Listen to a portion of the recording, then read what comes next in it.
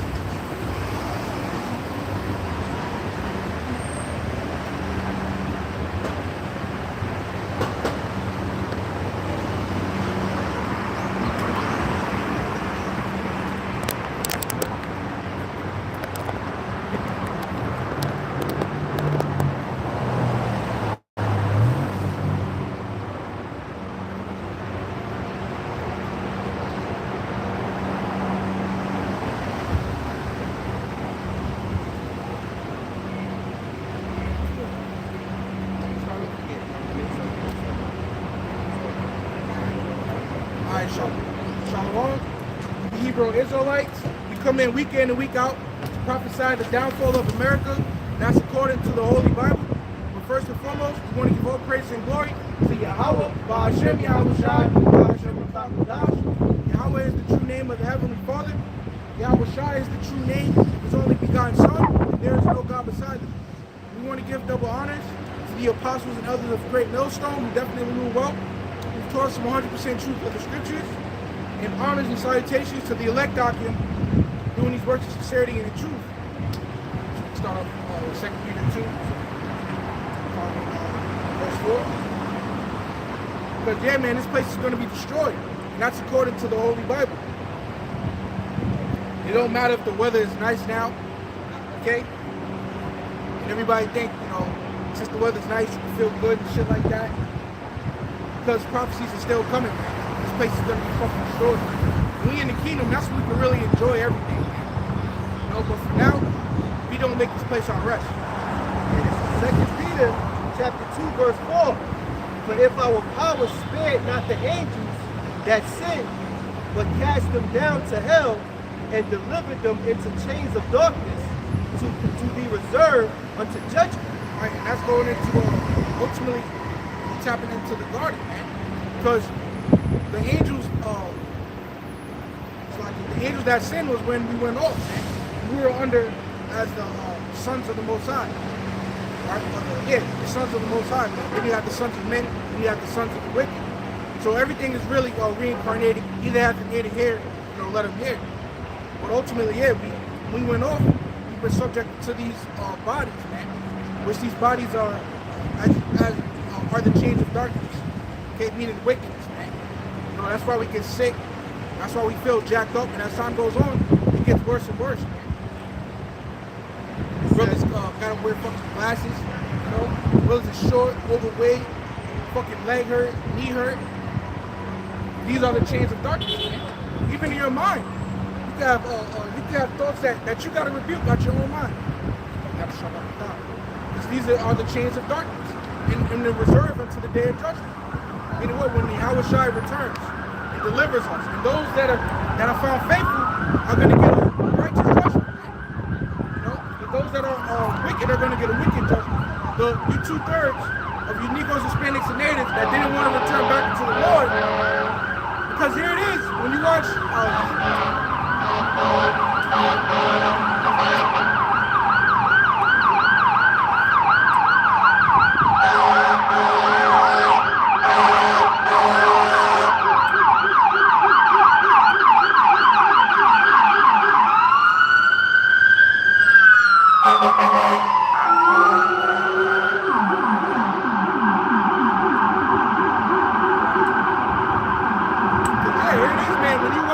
the movie Roots, they beat our heritage, our culture, they beat everything out of us, man. So what? Now the Lord, Yahawashi has set up his men to come out and bring forth the truth. But those that reject it, you're going to be destroyed, man. That's why you have 2/3. As it speaks about in Zechariah, the 13th chapter. So God, and spared not the whole world, but saved Noah, the 8th person, a preacher of righteousness, bringing in the flood upon the world of the ungodly, and turning cities of Sodom and Gomorrah into ashes, condemned them with an overthrow, making them an example unto those that after should live ungodly. Right, and just based off of that alone, man, we know that America is going to be destroyed. Well, for one scripture alone, because Sodom and Gomorrah was supposed to be examples.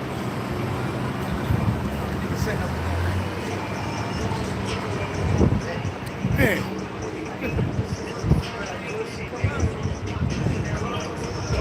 Yeah, man. So Sodom and Gomorrah, that was supposed to be an example. What was going on in Sodom and Gomorrah? A bunch of uncleanliness, man. A bunch of moral behavior. When you check it out, how they were trying to get Lot. They were trying to pretty much break Lot. Yeah, the angels Salaki go on, brother. They were trying to get the angels, right? But here it is. It said that they were both small and great at their doors, man. You know, I mean, it was old moles and young moles. Right. And here it is, here in America, that's what you see. You got young kids that are moles. You got older men that are moles, man. Just like as it was in Sodom and Gomorrah. And it's worse even in this day and age, man. You get like really technical surgery now where you really can't tell, man. So just off of that Sodom and Gomorrah was supposed to be an example to not live like that. But what? America follows the exact steps as that place that was destroyed. So you don't think this place will be destroyed? This is Isaiah 19 and 14, and it says, the Lord hath mingled a perverse spirit in the midst thereof, talking about that Moism. And they have caused Egypt to earn every work thereof, as a drunken man staggereth in his vomit.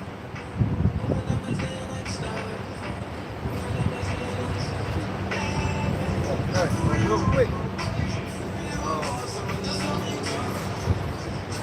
This is the word perverse in the pulpit of a person of their actions showing a deliberate and obstinate.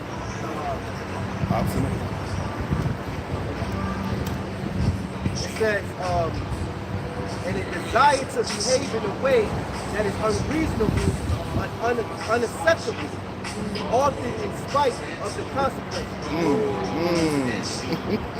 That's the word perverse in the pulpit.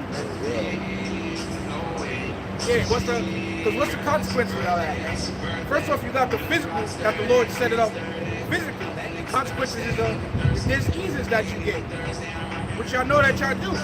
That's why they try and make pills for you to take, right, to try and ward off those diseases. But that's ultimately the judgment of the Lord in the flesh, man. Because it's uncleanliness, man. It doesn't make fucking sense. Trying to pop a dude up his rear end, man. That's uncleanliness as hell. You're taking the disease straight into yourself, man. But then the consequences as well from the spirit, the BaHaSham, is that you're going to be destroyed, man. Just like as you destroyed Sodom and Gomorrah. So that's part of why this place is going to get bombarded by 200 million missiles, man. Because you got a lot of people that agree with that shit too. You got a lot of dudes who you think they look like a man, right? They look like a man, have some manliness. But then you have a conversation with them, and they say, as long as you don't bring it around me, I don't got no problem. Well, that's not a true man, man.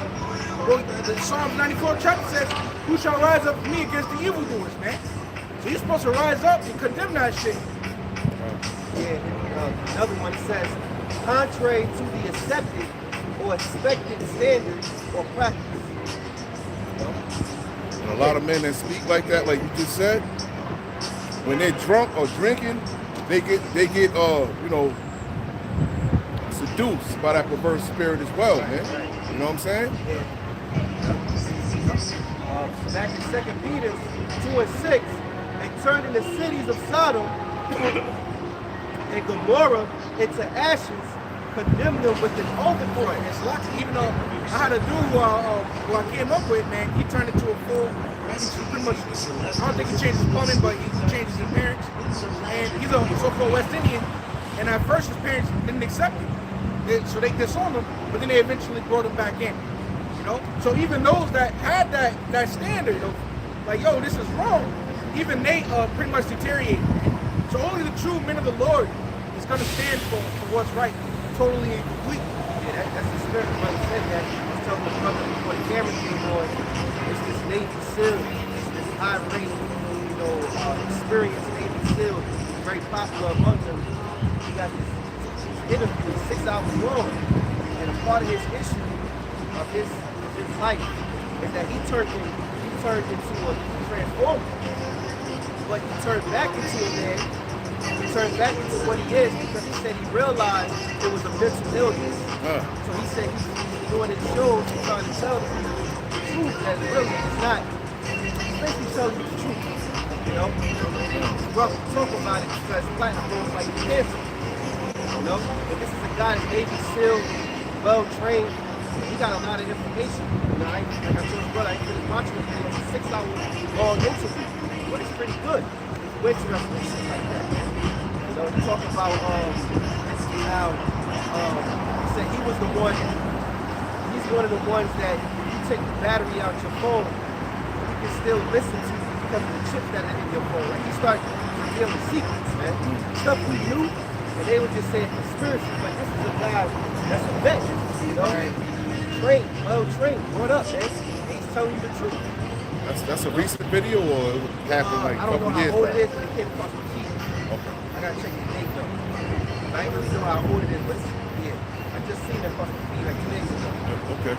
You know what? That's the spirit because just last night, Dallas Elders brought out how a lot of men who pretty much changed their plumbing. Years later down the road, they regret it. You know, and they wish that they never cut their rods off. Right. And then they have to keep up maintenance, you know, with the change of plumbing, which is pretty much a sense of pain every time. You gotta like keep damn slope. It's crazy to get into it, man. You gotta keep something. They gotta keep something in there because the body naturally heals itself. So they gotta keep something in there to keep it open. You know what I'm saying? Right. But who's there with who's the one that's there with open arms, you know, ready for you to do this? The so-called white man, Esau. That's why he's the damn problem. He got puberty blockers for kids that you don't even have to tell. They don't have to tell their parents, and they could like say you live in the city or whatever, and you about to be on your way to school, somewhere after school, or lunch break or whatever. You can go to the doctors and get those puberty blockers. And this way, if you're a woman, it'll stop your breast from developing. If you're a man, they stop Adam's apple. This way you can decide. This way you have time to decide what you want to be. So who's there with open arms doing this wickedness? The so-called white man. The Lord sees that.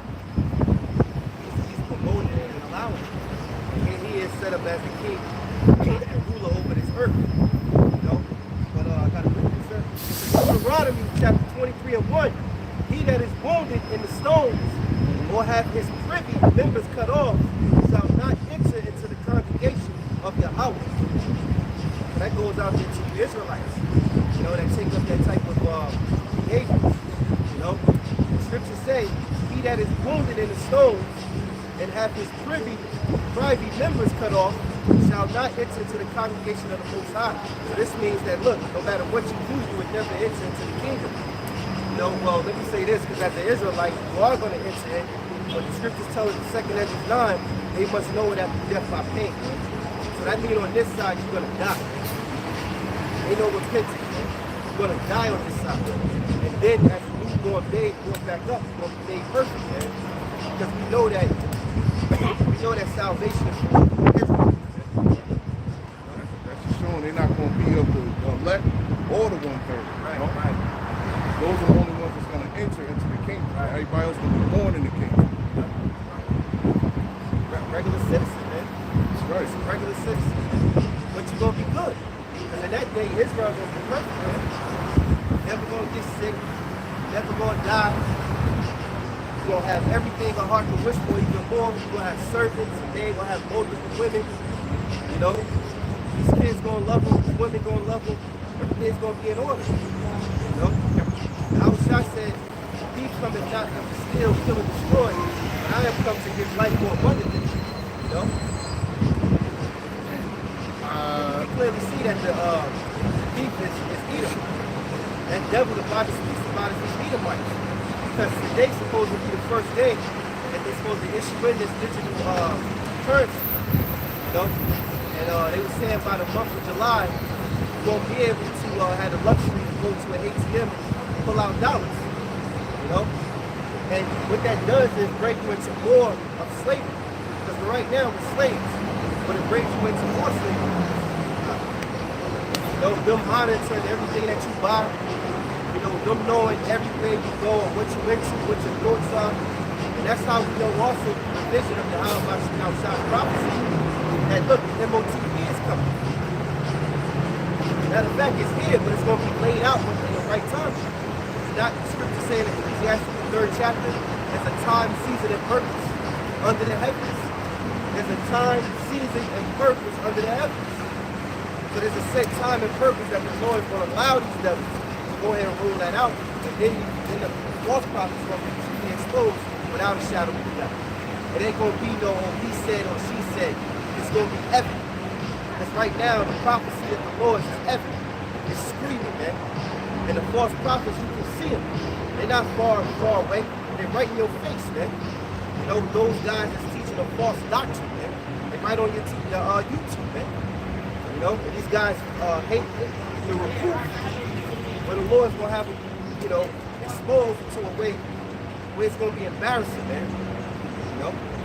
Real quick, like, because I was looking at I was looking at somebody getting to the FEC now, which they were saying that's like, you know, the infrastructure, pretty much the intro to the CBDC. And I was reading the comment board. You got so many people on the comment board that's saying, you know, they're not with this. They can see what's happening from a mile away. But when that famine of the word hit, man, you on your own.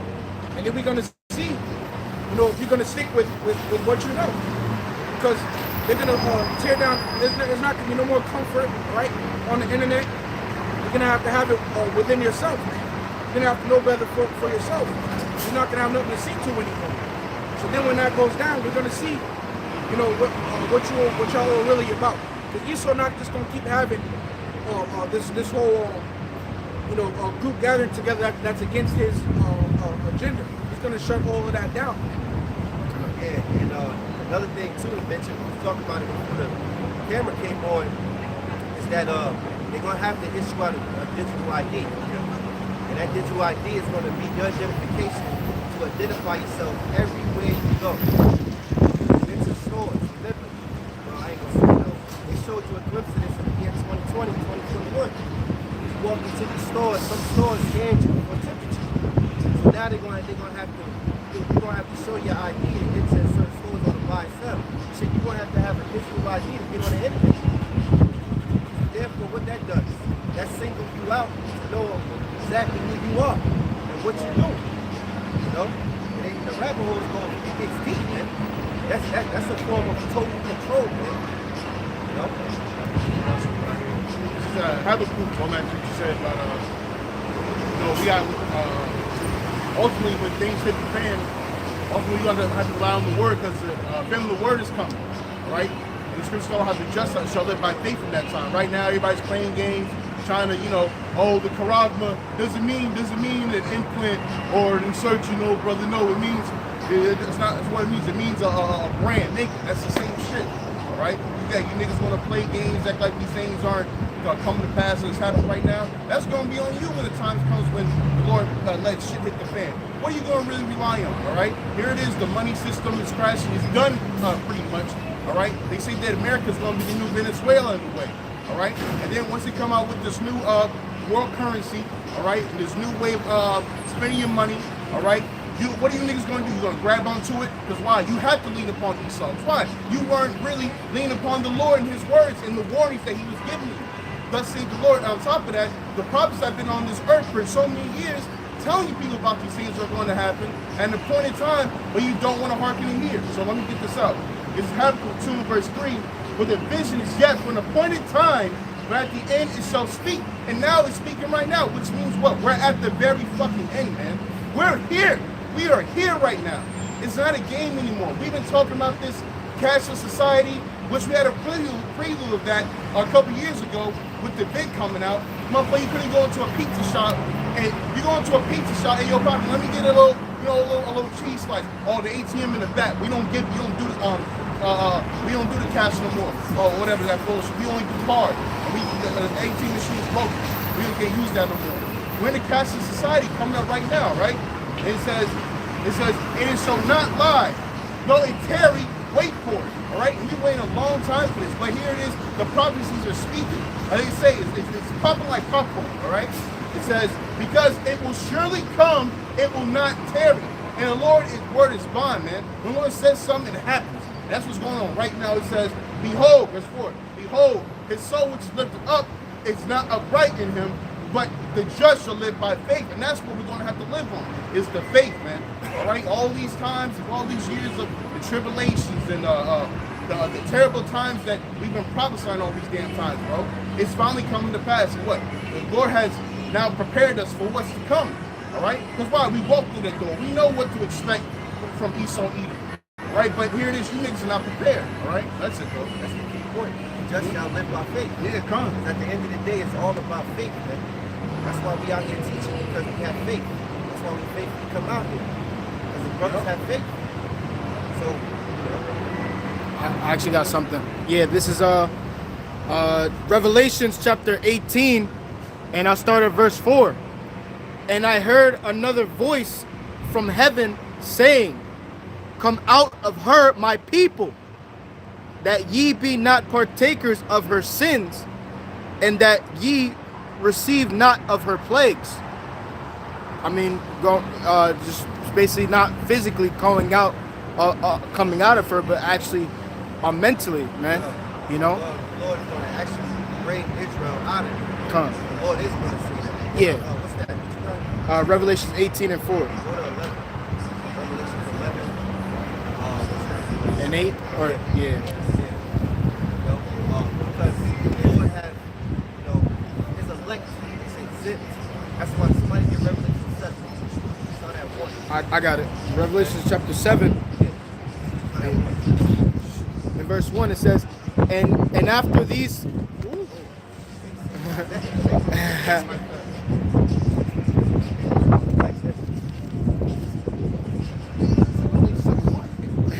Revelation 7 and 1 it says, and after these things I saw 4 angels standing on the 4 corners of the earth, holding the 4 winds of the earth, and it says that the wind should not blow on the earth, nor on the sea, nor on any tree. Right, so you have angels standing on the 4 corners of the earth that's waiting to bring forth destruction. Man, that's value right there. The Lord let you know that this place is already destined for destruction. It's written that way. And the angels are already there waiting for this place to be destroyed. But then the Lord said another angel came with a loud voice, saying to the angels to hurt the earth, to not hurt the earth. Until what, go ahead? It says, and I saw another angel ascending from the east, having the seal of the living God, and he cried with a loud voice to the 4 angels to whom it was given to hurt the earth and the sea. So that lets you know there, the angels that are in the 4 corners of the earth are there to hurt this place, to bring forth the Lord's wrath. And they're waiting. So go ahead. Saying, hurt not the earth, neither the sea, nor the trees, till we have sealed the servants of our power in their foreheads. Yeah, because the elect has to be sealed, meaning the elect waking back up to this day. All the elect scattered around the world. They're going to wake up first. All right? They're going to wake up. The prophets are going to wake up. Ezekiel, the Lord's going to blow his breath upon the dry bones. They're going to stand upon their feet. The prophets are going to prophesy. So everyone is coming back into their life. Right. See, that lets you know that the elect was already written from the very beginning. So, go ahead. It says, and I heard the number of them which were sealed, and there were sealed 144,000 of all tribes of the children of Israel. The 144,000 is the governing body of BaHaSham, which is men. All right? 1/3 you have women, children, even men. You know, but that solid 1/44 is big. That's that governing body of Yahawashi. You know? So go back to the scripture that you had read. Come. It's Revelations 8 and 4. It's just the Greek word for seal, which is says to set a seal upon, to mark with a seal for security from Satan. Woo! Dang. Yeah, set a seal upon them. Remember, what did the Lord do in Egypt? He told what? When he was in bondage, he told the Israelites to what? Put the blood on the doorpost. So that when the angels come, you skip over the door. They go destroy you. You go to Ezekiel, grab Ezekiel 9 and 4. And that goes to show you who's going to be saved. So hold up. So-called Christians, all nations don't got the seal, which is the security from Satan. Then that means there's open season upon it. And that shows that proves that Satan works for the Most High. Because he can't touch him if the Most High is sanctified. He ain't ordained it. Satan can't do nothing.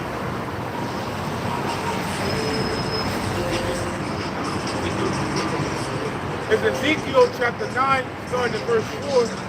And Yahawah said unto him, go through the midst of the city, through the midst of Jerusalem, and set a mark upon the foreheads of the men that sigh and that cry for all the abominations that be done in the midst thereof. Hey, that sign and crying is crying out for righteousness.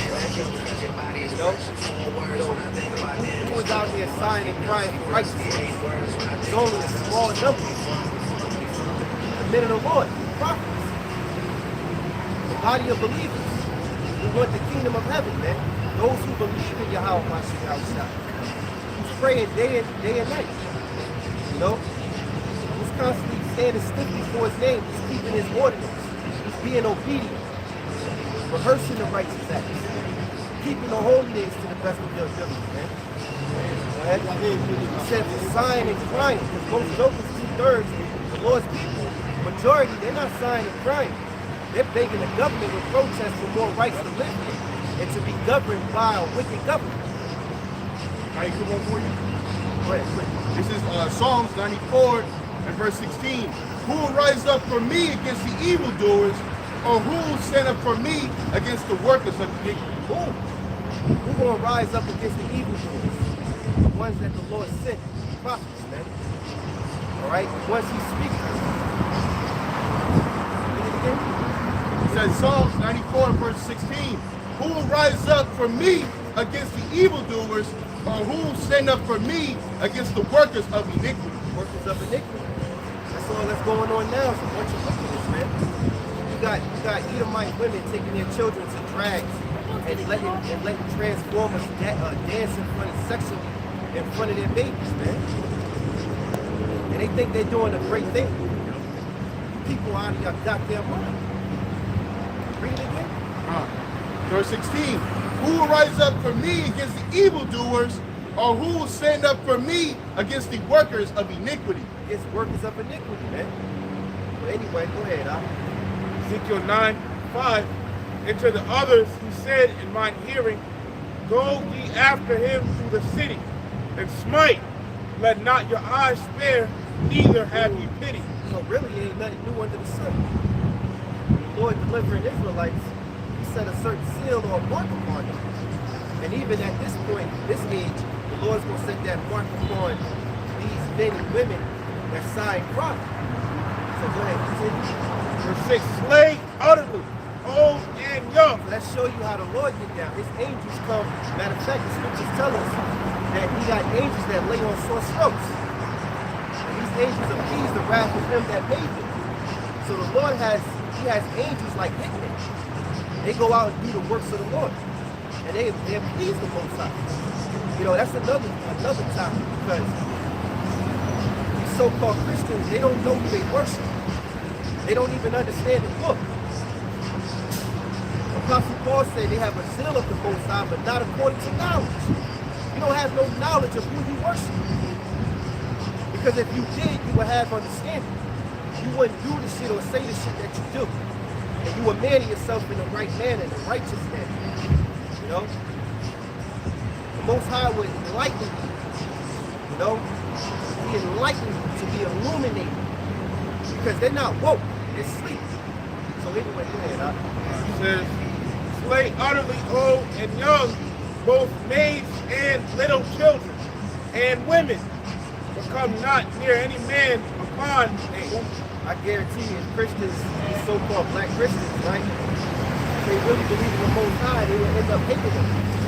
Because they would hate the worship of power that is sent forth to kill little kids and women. You know?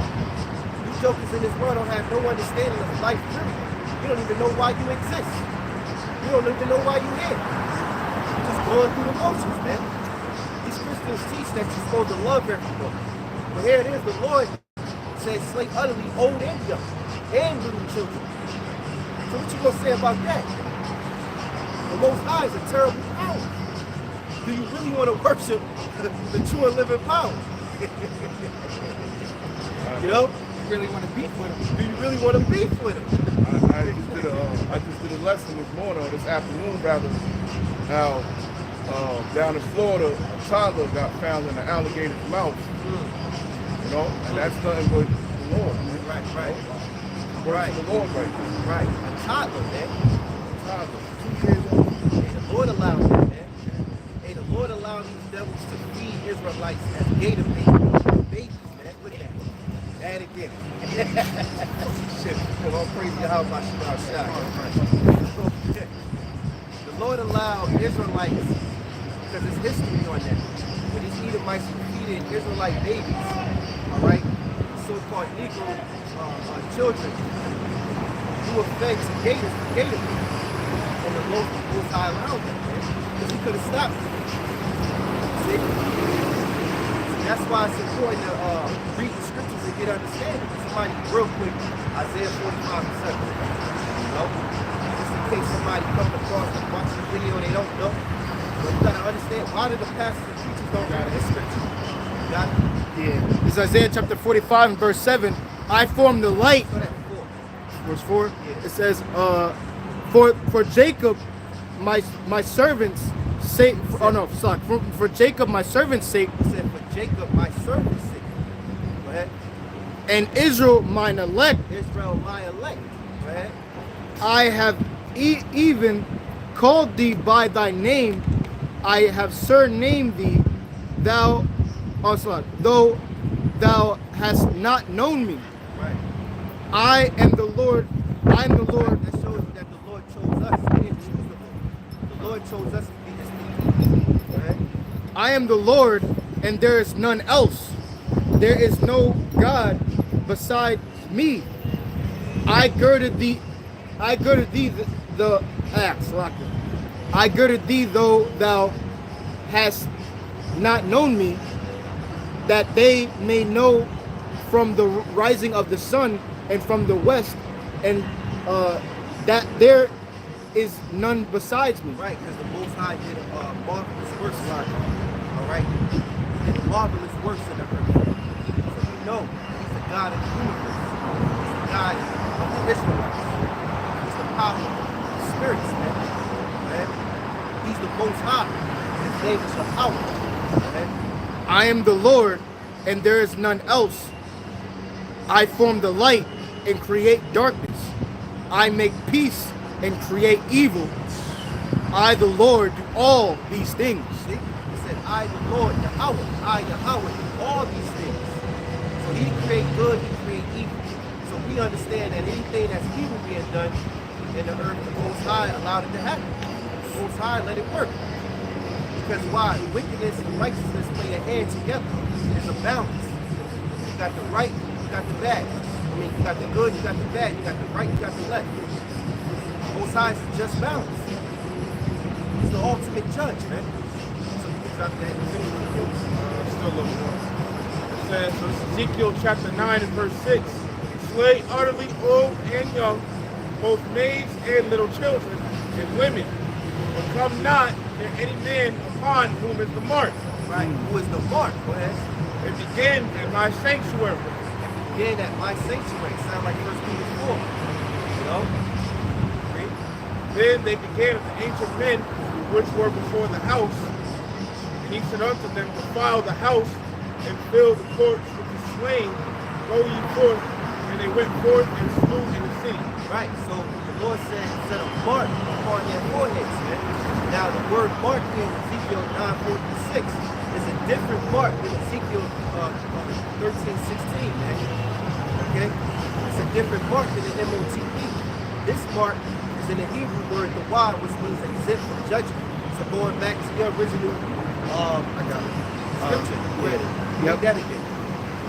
This is Revelations 18 and 4. And I heard another voice from heaven saying, come out of her, my people, that ye be not partakers of her sins. Ultimately, what the Lord is going to do, he's going to bring forth judgment. He's going to bring forth nuclear fire. All right, so the ICBM is going to make America a lake of fire. So the elect is going to be pulled away from that. They're going to be pulled out of that. So somebody read Revelations 11. 11 and 8, right? Yeah. Got you. 11 and 11. 11. So Revelation 11 and 11, it says, and after 3 days and a half, the Spirit of life from the Heavenly Father entered into them, and they stood upon their feet, and great fear fell upon them who saw them. And they heard a great voice from heaven saying, unto them come up hither, and they ascended up to heaven. Right, so that great voice was the Most High's voice. Meaning they ascended to what, man? And they ascended up to heaven in a cloud. In a cloud. That means that there was a chariot. They say he called it a flaw machine. That's it. Psalm 104 and 3, who layeth the beams of his chambers in the waters, who maketh the clouds his chariot, walketh upon the wings of the wind. So you know that the clouds that we talk about in the scriptures are actually the chariots in which the vehicles, the angels ride in. You know that Yahawashi is coming back in that cloud. So can you read that again? Yeah, this links up with Wisdom of Solomon chapter 5, chapter 5. Verse 12, and they heard a great voice from heaven saying unto them, come up hither, and they ascended up to heaven in a cloud. They ascended up to heaven in a cloud after they heard the voice of the Most High. Because they was taken up. Go ahead. And their enemies beheld them. And their enemies beheld them. You know, looking up at them. Go ahead. And the same hour was there a great earthquake. What brought forth that earthquake? Nuclear destruction. Didn't the Lord say the earth shall rock to and fro? It shall be like a drunkard. Because the Most High is going to devastate Al-Asai. It's going to devastate this land. It's going to rock the earth to and fro with nuclear destruction. This is how America's going to turn to a lake of fire, man. You know, I was actually thinking about that. You know, sometimes we go into a little meditation, little thoughts. You know, the Lord sent forth those missiles, and he reaped the earth. You know, there's fire under the earth. All this stuff is going to be pulled up to add. So then you can clearly see the vision. How the Lord's going to make North America that lake of fire. Because North America is spiritually side of the region, aka Babylon the Great, the mother of harvest. This is Babylon. This is Babylon. This is Babylon the Great. Mystery Babylon the Great. This is the land that we on now, Babylon the Great. No?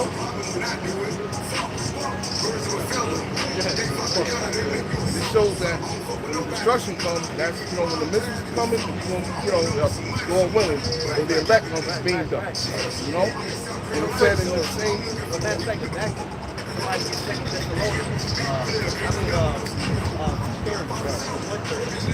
That's why I say the election is carefully to be saved.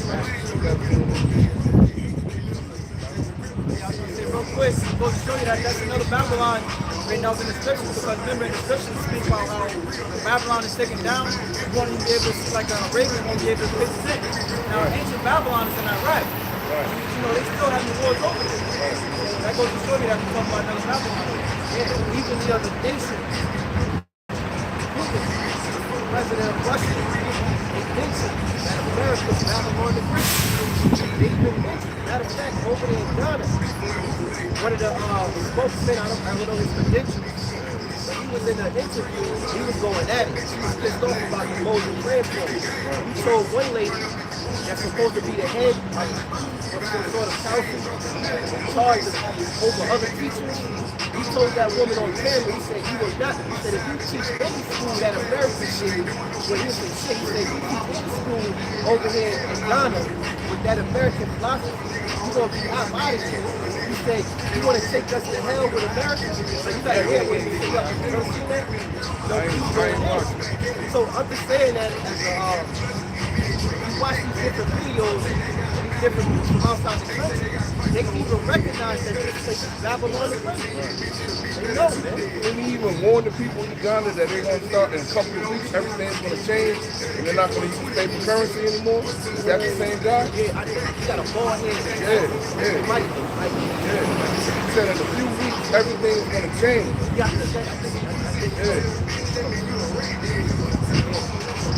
like some sort of I'm saying president, he's some type of high up there.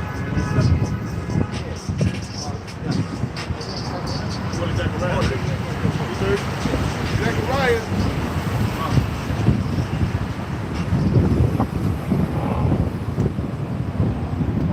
Zechariah 13 verse 8. It says, it shall come to pass that in all the land, saith the Lord Yahawah, 2 parts therein shall be cut off and die. Which is 2 parts, 2/3 of the Israelites. That's what the Lord is talking about. 2/3 of the Israelites here in America. Right here in Babylon the Great. Okay? It says, but the third shall be left therein. Which is the 1/3. Meaning that 1/3 is going to be that small remnant. That's a part of the 144,000. 144,000 is all together in 1/3. This is all 1/3. All right?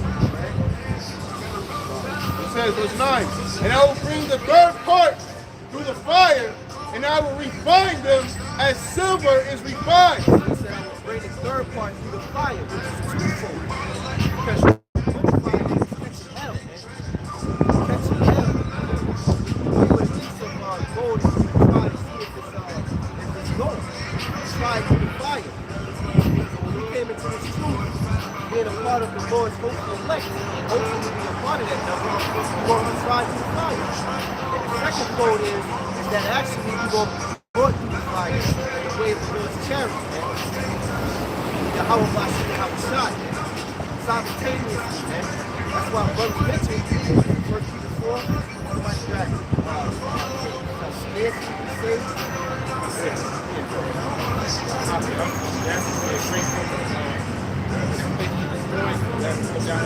So I got an evil screen. Yeah, I got that. I got that on there. Why everybody down and dying and agony or some pain, right? Be a portal. That tells me also the bullshit of Christianity doctrine that the rapture. They believe they're going to be taken up first, that everybody elect here, that it's been taken up for something great judgment. No, man. The elect is going to be scared for these things, man. 1 Peter chapter 4, verse 17 says, for the time is come that judgment must begin at the house of the Most High. And if it first begin at us, what shall the end be of them that obey not the gospel of the Most High? And if the righteous scarcely be saved, where shall the ungodly and the sinner appear? Righteous shall scarcely be saved. If you look up that word scarcely, it means almost not. Scarcely. A person scarcely being saved, he was almost not delivered. That's scary. That's why you're going to be shook. You're going to be shook because why? With all this chaos going on, whether where you at, you're going to feel the wrath of the Lord, man. You're going to know the wrath of the Lord. You're going to be praying that the Lord going to take you out. He said the righteous shall scarcely be saved, man. Meaning almost not saved. Almost not. And that's being brought to the fire. They're the missiles, they're the chariots, and the brothers and sisters going up, man. And the children. I got 696. Hey, and it's not, and this is what it is too. A lot of jokers don't believe. they think we're talking crazy. No, this is a vision of the scriptures. This is not given to everybody, man, to understand how the Lord's going to deliver us. The second edge chapter, I'm going to say 9. Second edge is 9. I'm going to start at, I'm going to start 11. It says, and they that have loathed my law, while they yet had liberty, and when as yet place of repentance was open unto them, understood not, but despised it. Yeah, they despised it. Don't despise His word, the Lord despised you. You think the Lord care about saving you? The Lord is saving us because He's doing it for His name's sake. And because what is written in the beginning that He already wrote, that He already set in stone. You think the Lord care about saving you? No. Fine. Verse 12. The same must know it after death by pain, and therefore be thou not curious how the... Hey, that shows the Most High showing us mercy, man. Hey, call Yahawah by Yahawashi Yahawashi, because of a great power as Yahawah is. He don't have to save none of us, man. He don't have to save nobody. He's doing this off of love and mercy. Because really, He can easily start you over and make things perfect. Now, He can start things over just like that. But the saving of you is because He loves you. Showing mercy, because He's a power that doesn't need us. We need Him. We need Yahawashi. No? We need the Heavenly Father. Go ahead, Al. It says, that's why no man should be proud, man. Use praise. Go ahead, Al. verse 13. And therefore be thou not curious how the ungodly shall be punished, and when, but inquire how the righteous shall be saved, whose the world is, and for whom the world is created. Yeah, that's a good point, because you got jokes that be worried about the wrong fucking things, man. Keep the word of faith. Stop worrying about the bullshit. Don't worry about how the Lord will destroy two-thirds and how particular somebody going to die because they cross you. You know, they in the world, somebody, misused you and used you. Don't worry about how the Lord going to take them out. Just know that the Lord is, or inquire how the righteous going to be saved. So there's a lot of work requiring that, man. It takes the Lord will deal with you. All right, if you humble and sincere, and He will give you the vision and understanding and see. So inquire how the righteous shall be saved. Scriptures also say, give diligence to make your calling and election sure. That's a lot. Because diligence is somebody look the word diligent up. That's a lot of work. Because, hey, Yahawashi says, he that is drawn to the end, the same shall be saved. That's a lot of work. That's a lot of work because in this wicked society, you will be distracted. Demons going to attack you. All right? And even try to seduce you in the spirit and believe in lies. You're fighting against your own mental. That's hard. To deny yourself and really clean on into the word. And sometimes, shit fucking to you like, damn, is this really the truth? What if it's some bullshit? Like, it's super shit go to your head, but you gotta fight through that. Then the Lord all the time, He just bless you with He blanket you with just knowing. And it's like, yo, I'm glad I'm a part of this. Yo, it's no way. And you full of all that joy, because you know. And then sometimes you feel like you don't got a blanket. Man. That comfortable. Am I playing myself? Because we got people that attack you. Matter of fact, in the book of Second Edges, the ink produce it. Let not the ink produce it trouble you. Because other people don't come against you and try to attack your belief and faith. When I say something like that, You want his diligence? yeah. In terminology of diligence, it says, constant and earnest effort accomplish what is undertaken. It says, constant and earnest effort. Constant. Somebody look up constant. Constant. It said give it no rest, so you make the most of the face of the earth. Right. Constant. It says steadfast,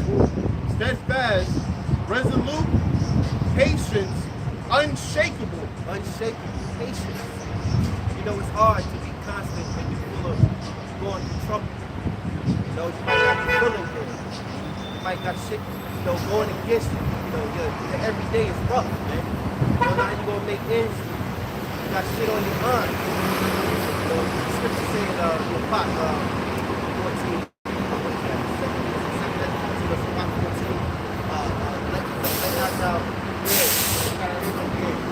Second Ezra 14.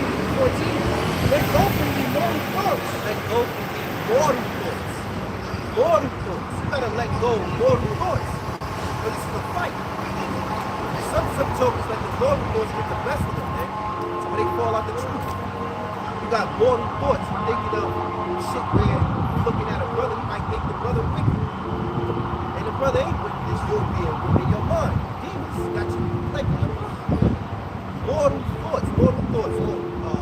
Yeah, man, what I'm going to do about this ring, or what I'm going to do about my car. I lost my car. I got, these things you have to push off, even though we need the help. But you can't let that overwhelm your faith and take you out of the truth and serving the Lord. Some guys feel like if I lost my woman, shit, man, or I lose my job, I got to go find a job before the truth. No, you got to stay in the truth and constant work in the truth in order to open up a job for you. It's called faith. It's a sacrifice. Certain guys be like, damn, man, I don't know how I'm gonna do it. I got kids Saturday, but I gotta go to work. Shit, I lost my last job because of kids. I'm gonna have to try to do something. I gotta go to work. I'm gonna pay my bills. I got kids. You gotta exercise faith. It's faith, Should have asked. That's why the Quran, he said the thing about how we're supposed to use the paper Job to uplift us. Remember Job, he caused so much hell, he couldn't even talk for 7 days. There's certain times that Yahawashi had to step in. So it goes to show you that certain times that Yahawashi, you know what I'm saying?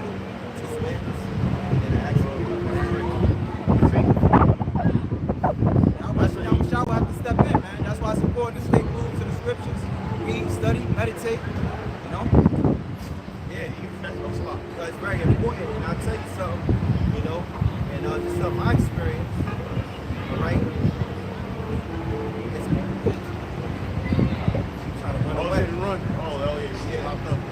And the important thing is that when you're struggling, you have to pour yourself to the Lord closer. You have to pour yourself to the Lord closer because the Lord makes a way to escape. You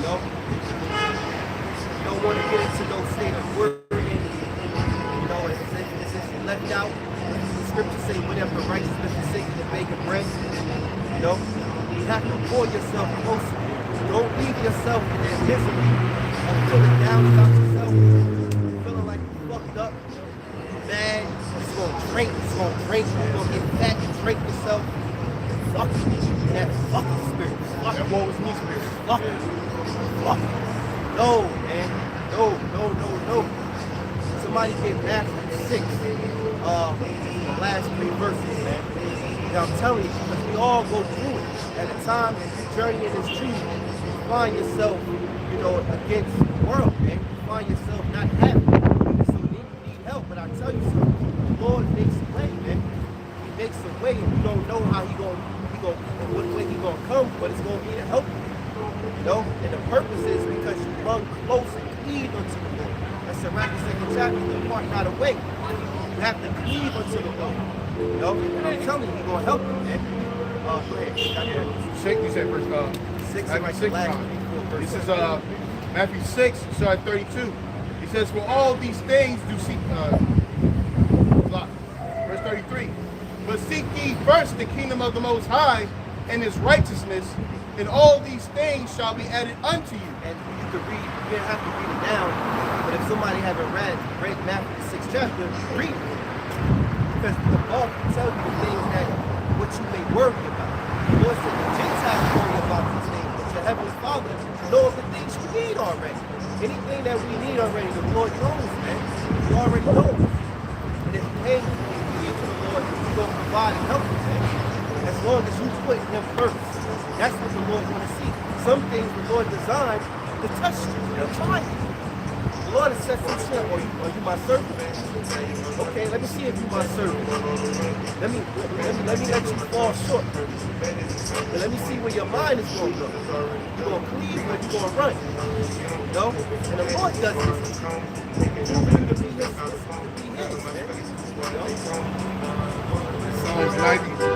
Psalms 91, and 1, 3. It says, he that dwelleth in the secret place of the Most High shall abide under the shadow of the Almighty. It says, I will say of the Lord, he is my refuge and my fortress, my power, in him will I trust. Surely he shall deliver thee from the snare of the fowler and from the noise of pestilence. Right. So put the Lord first and knowing that he's going to help you. Now, you might be in a situation where the Lord ain't helping you right away. You have to suffer patiently through it. You should never be, because I'm suffering and I ain't got it, that I got to turn my back on this truth. No, you continue to do what you've been doing in the truth. You can go harder. And the Lord going to provide, because some guys may think, well, you ain't going through what I'm going through. Shit, I've been praying, I've been fast. It's going on 6 months. Still not out of my situation. I ain't got time for this. I gotta make moves. No, you gotta hang in there with the Lord, man. It's easier said than done, man. You know, certain brothers been through certain things, so they're able to tell you these things, man. And I understood that pain and please, no matter what, the Lord will provide for you. He's gonna make a way, man. It's a lot. Even that hell that you catch, man, that's why my brother mentioned Job. Such a perfect example, man, because, you know, the things that you go through, the Lord might put you through things just to see how long it takes for you if you break or not. You know, when it came to Job, he had the holes in his face, lost his family and everything. That wasn't just a couple of days, man. The Lord could have just waited like 3 days go by. All right, he did it 3 days. I'll let him off the hook now.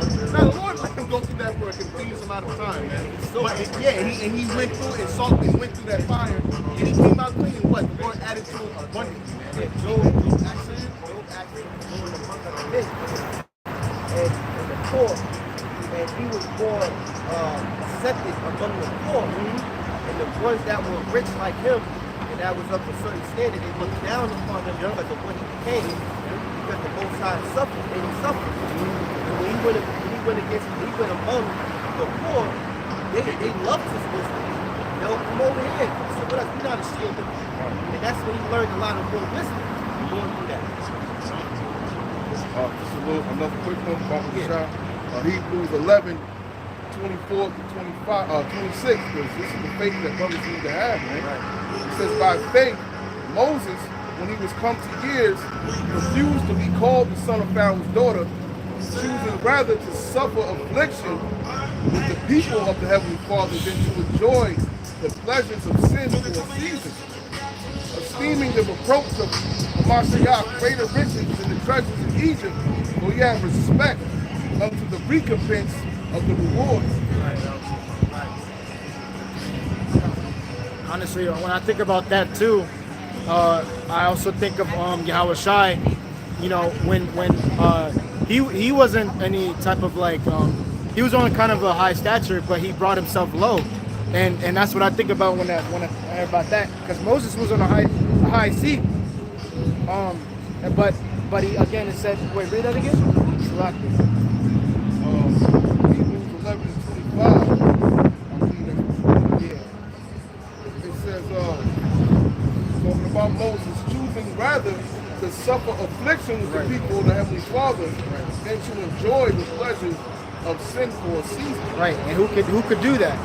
We're doing that same thing right now. We're what? We could. I know there's brothers in the camps and stuff like that. They could be being celebrities or doing whatever, but we choose to do this. That's a good And it said suffer with his people. We're suffering all together. Right. We're in one body. Yahawashi is with And Moses didn't know who he was until he was 40 years old. Yeah. You know, so he was living deliciously for 40 years. Yeah. And turned back to all the riches. Exactly, it's sincerity, it's love, man. That's what the Lord looks at, the inward part of it, man. Not the outward appearance of what a man looked like. It looked like he got riches, he got the ice, he got the cars, he got the holes, he got fame. The Lord don't give a shit about that, man. Ecclesiastes chapter 4, verse 28. Strive for the truth unto death, and the Lord shall fight for you. Death, man. So, hey, so all this talking that we're speaking about, spreading about Yahawashi outside, just know that the time gonna come when you're gonna be tried unto death. You gotta expect it, man. You have to expect it. How shots they count the cost, man. You know? Whether you can finish what you do, man. And we know that these devils wanna torture brothers and do all sorts of things. So you gotta know, we don't know how tomorrow or what way the Lord will happen, but you know that the Lord is also gonna try you. So even unto death. So imagine, these little small things that we go through, it seem like the big thing, the biggest thing in the world. Going through it, the society is running. Well, what about a man being faced with death? He's still trusting God. That's even greater of a temptation or a trial. That's a greater trial. You gonna say, man, I'll take it. When I was going through the system, I'll take that all day instead of going through that type of trial. So that's the type of trial that you consider for God. That's why you got certain guys that think it's true to be a prophet. They don't know what they're into. Why you think Jonah in the scriptures ran? Jonah knew what a prophet was, man. He was a prophet called by the Most High. And he ran because being a prophet is one of the most deadliest things, man. That's right. It's deadly, man. It's a serious thing. Let me say that. It's a serious thing.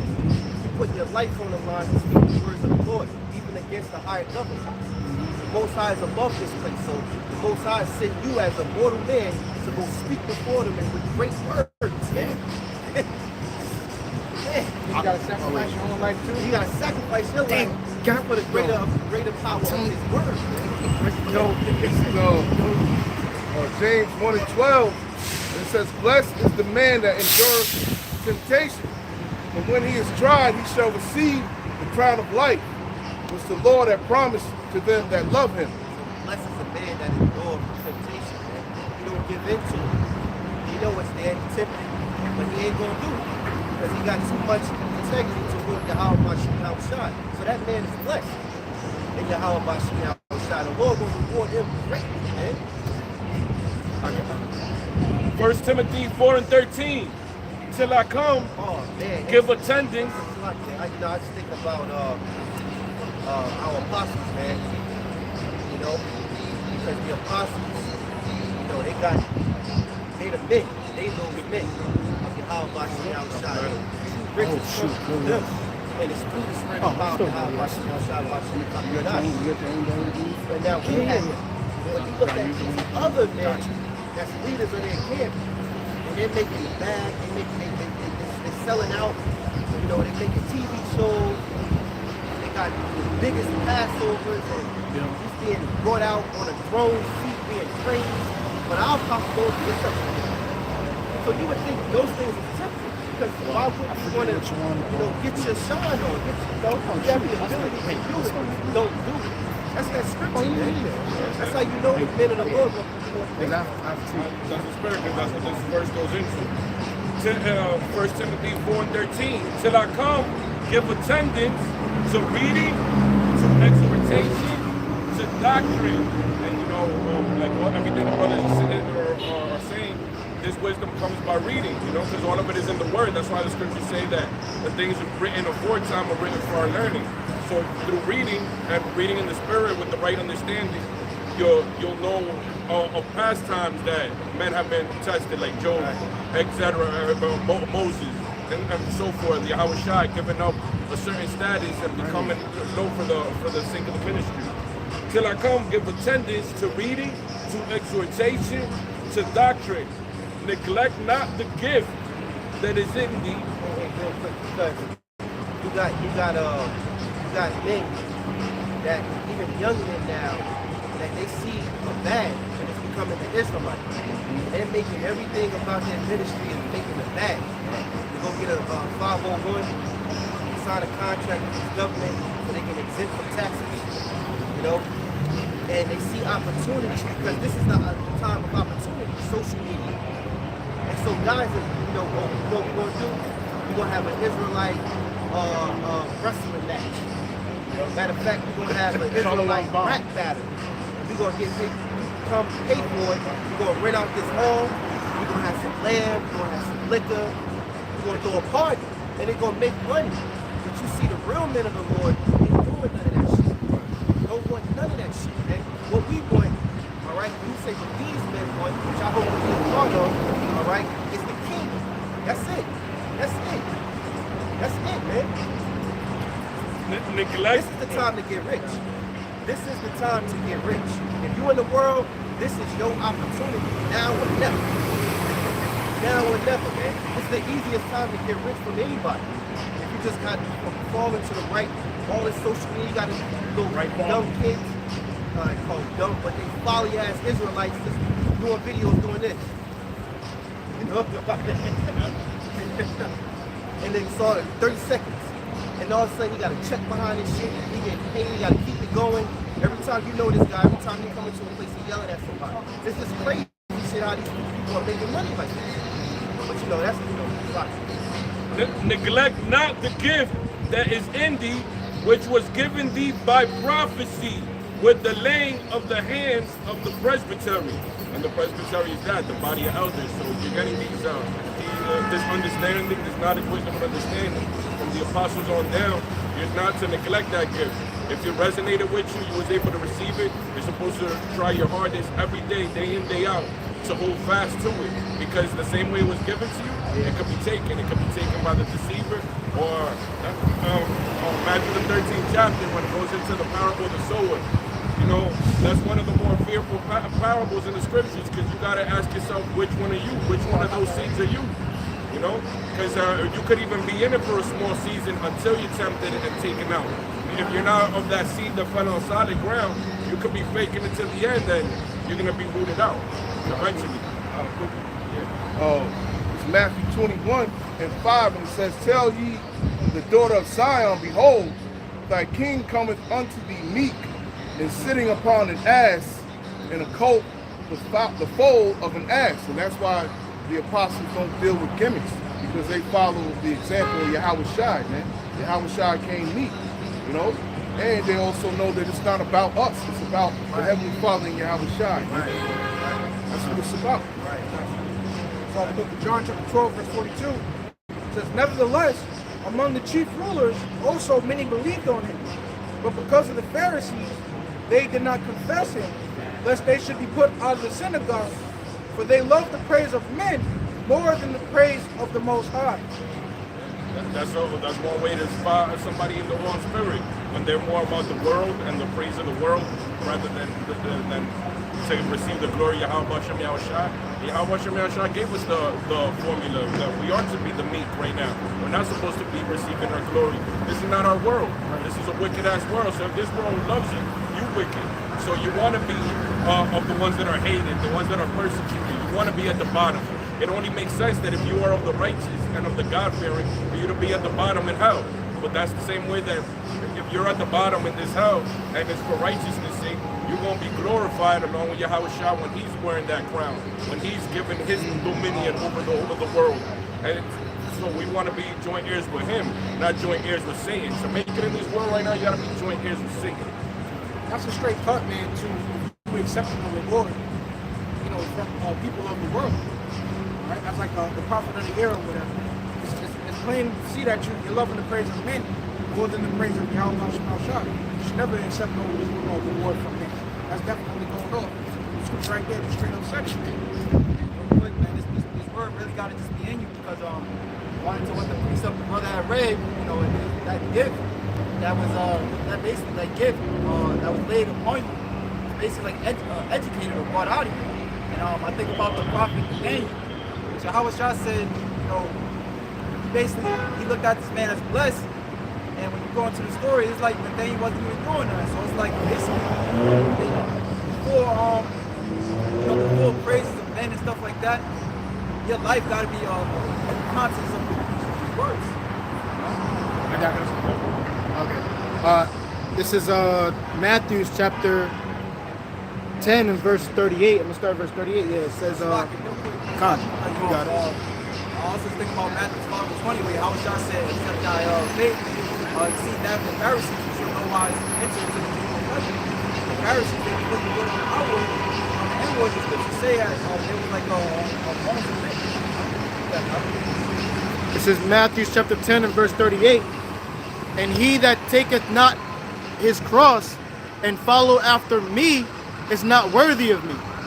And again, that goes back to, because that's what I was thinking of when you read that scripture, I forget what it was, 11 and 25, about Moses.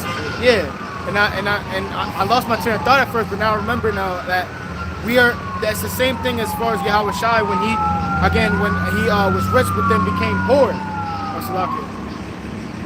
Was rich and then became poor, and we're following those same footsteps. So that's what it's saying as far as here.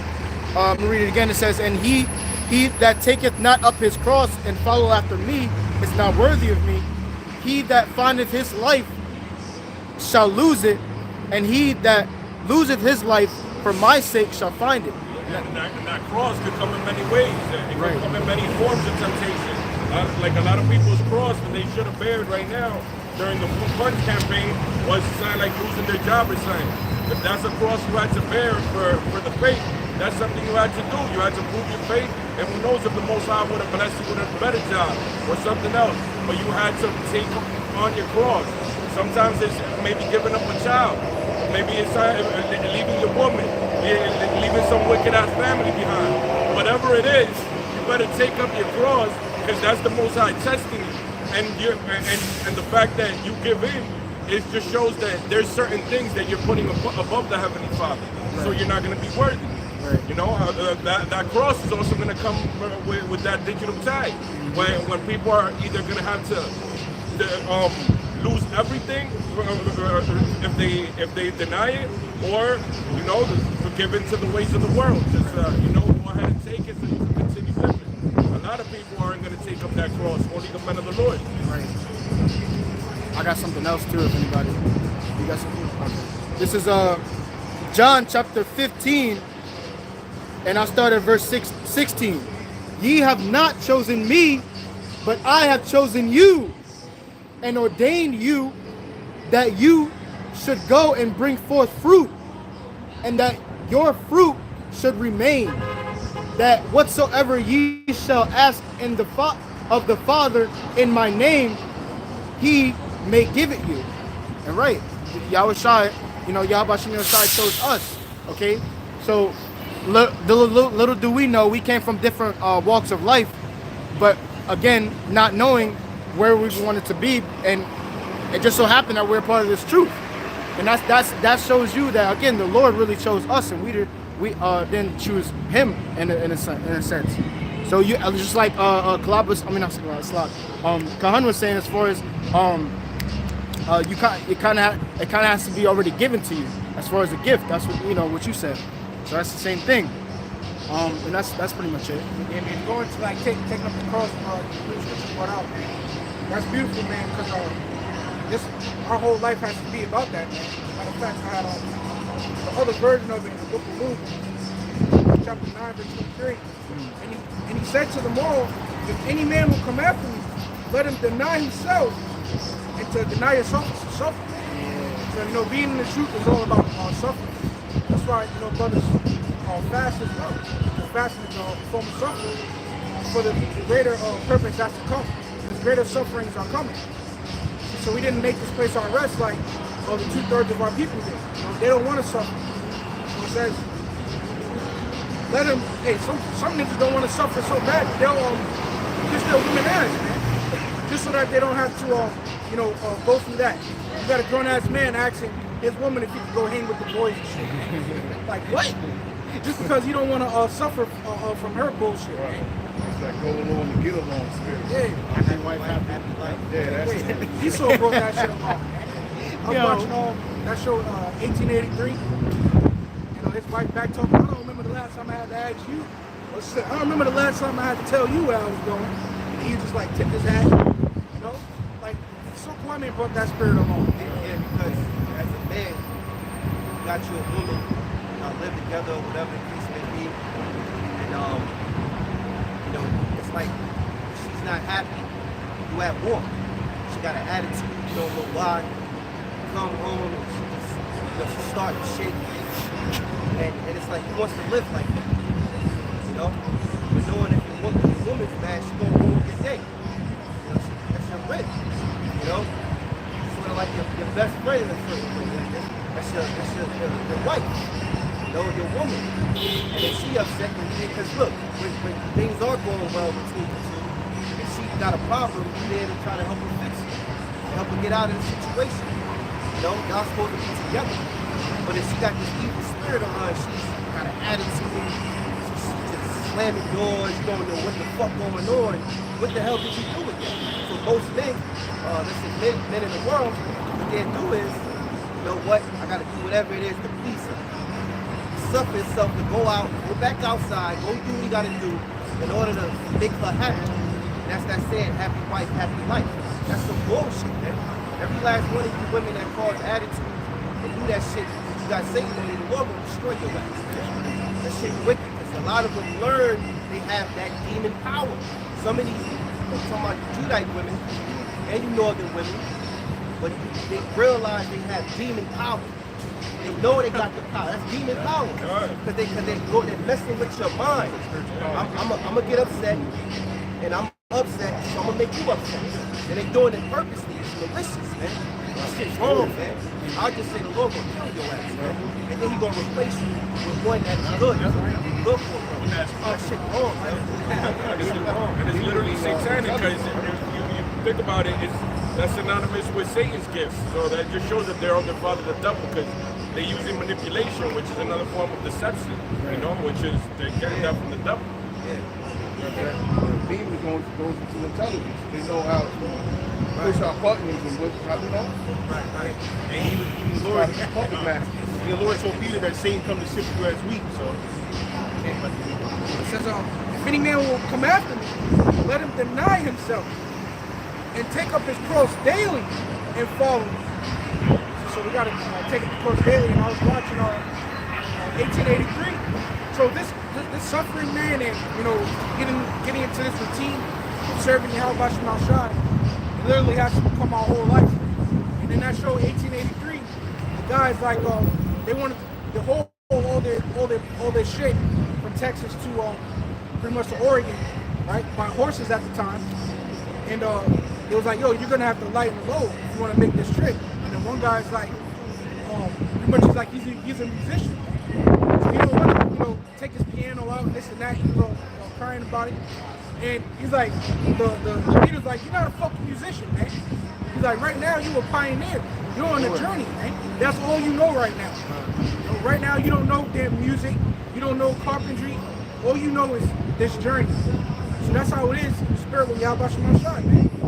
All we know is giving this truth our all, man, to please the Lord, man. Studying to show ourselves approved.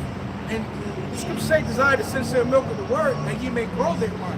That's what all this life is about for the men of the Lord, man. Loving this journey, becoming the journey, instead of just looking at the top. Sometimes you gotta just get involved with the journey. and also comes into sacrifice. That's what the Lord wants. Ultimately, He wants us to sacrifice. Holy, my brother mentioned, right now, get money off of quality, bullshit, get girls, get women, all that extra shit. There's some other choice to do, but that's just the Lord, us really the Lord. Saying that's not what we're here to do. We're here to what? We're here to sacrifice. What was I ago? Preaching. Oh, the foolishness of preaching. Yeah, foolishness of preaching. But ultimately, we're sacrificing our lives. Preaching His word. Preaching the word, getting our street with shine, man. Right? Sacrificing, time we could be with our children or with a woman or our family and shit. You know what I mean? We can get a better job. Some of us could have been music producers or being rappers, ball players, football players. All right, could have been a fucking crooked ass cop, shit like that. But we said, nah, we're going to choose to save the Lord, man, and follow His way. All right, can I read something real quick? This is 1 Corinthians, all right, chapter 9. Oh, you already got it? Chapter 9, verse 24. It says, know ye not that they that which run in a race run all, but one obtains the prize, right? Because this is a race, man. You know, it's not about who goes the fastest. You know, it's all about who's going steady in the right direction, not going to and fro, you know, getting all tired and shit. It says, so run that ye may obtain, which is what the key ultimately. And every man that strives for the mastery is temperate in all things. That's what we're striving for, is that mastery, man. It says, now they that do it to obtain a corruptible crown, but we an incorruptible. And that's the thing. People that run this race trying to find different ways of, you know, going some other way. That's what we always talk about. But they don't want to go through Yahawashi, man, because why? Yahawashi is the Lord. Do it all. They want to go some other way. You know what? Instead of going through Yahawashi, let's just take bits and pieces, parts of it, and create our own thing and do our own thing. All right? And it says what? It says, now they that do obtain a corruptible crown, but we an incorruptible, right? And going back to what was that? Second Esdras? I believe it's like 2 and like 40, 43, when it talks about Yahawah, a man of tall stature, come through and putting the crowns upon the heads. All right, because Ezra's showing the vision of Yahawashi, putting the crowns upon the people, the crowns upon the elect, man. Lord, well, that's us. That's why we're not here in this world to get a corruptible crown, trying to be seen of men. All right, we want the Lord and Yahweh. We want Yahweh try to see us. And the angels be like, you know what? That's my son right there. He doing the right thing. I'm taking the record on that. You know, we want to see the Lord looking up on our records, what we do. Right? It says, I therefore so run, not as uncertainly, so I fight, not as one that be in the air. Right? I don't know if you ever seen what's that movie called? Boys in the Hoods. You know what I'm saying? My man's fucking that bullshit. You know that type of time, bro. We here. Yo, he said I run as uncertain. You know, man, I don't think I'm really. Yep. No, he running like dusty. I want that kid. No, so he's not running uncertainly. He's running certain, like, I know I'm running.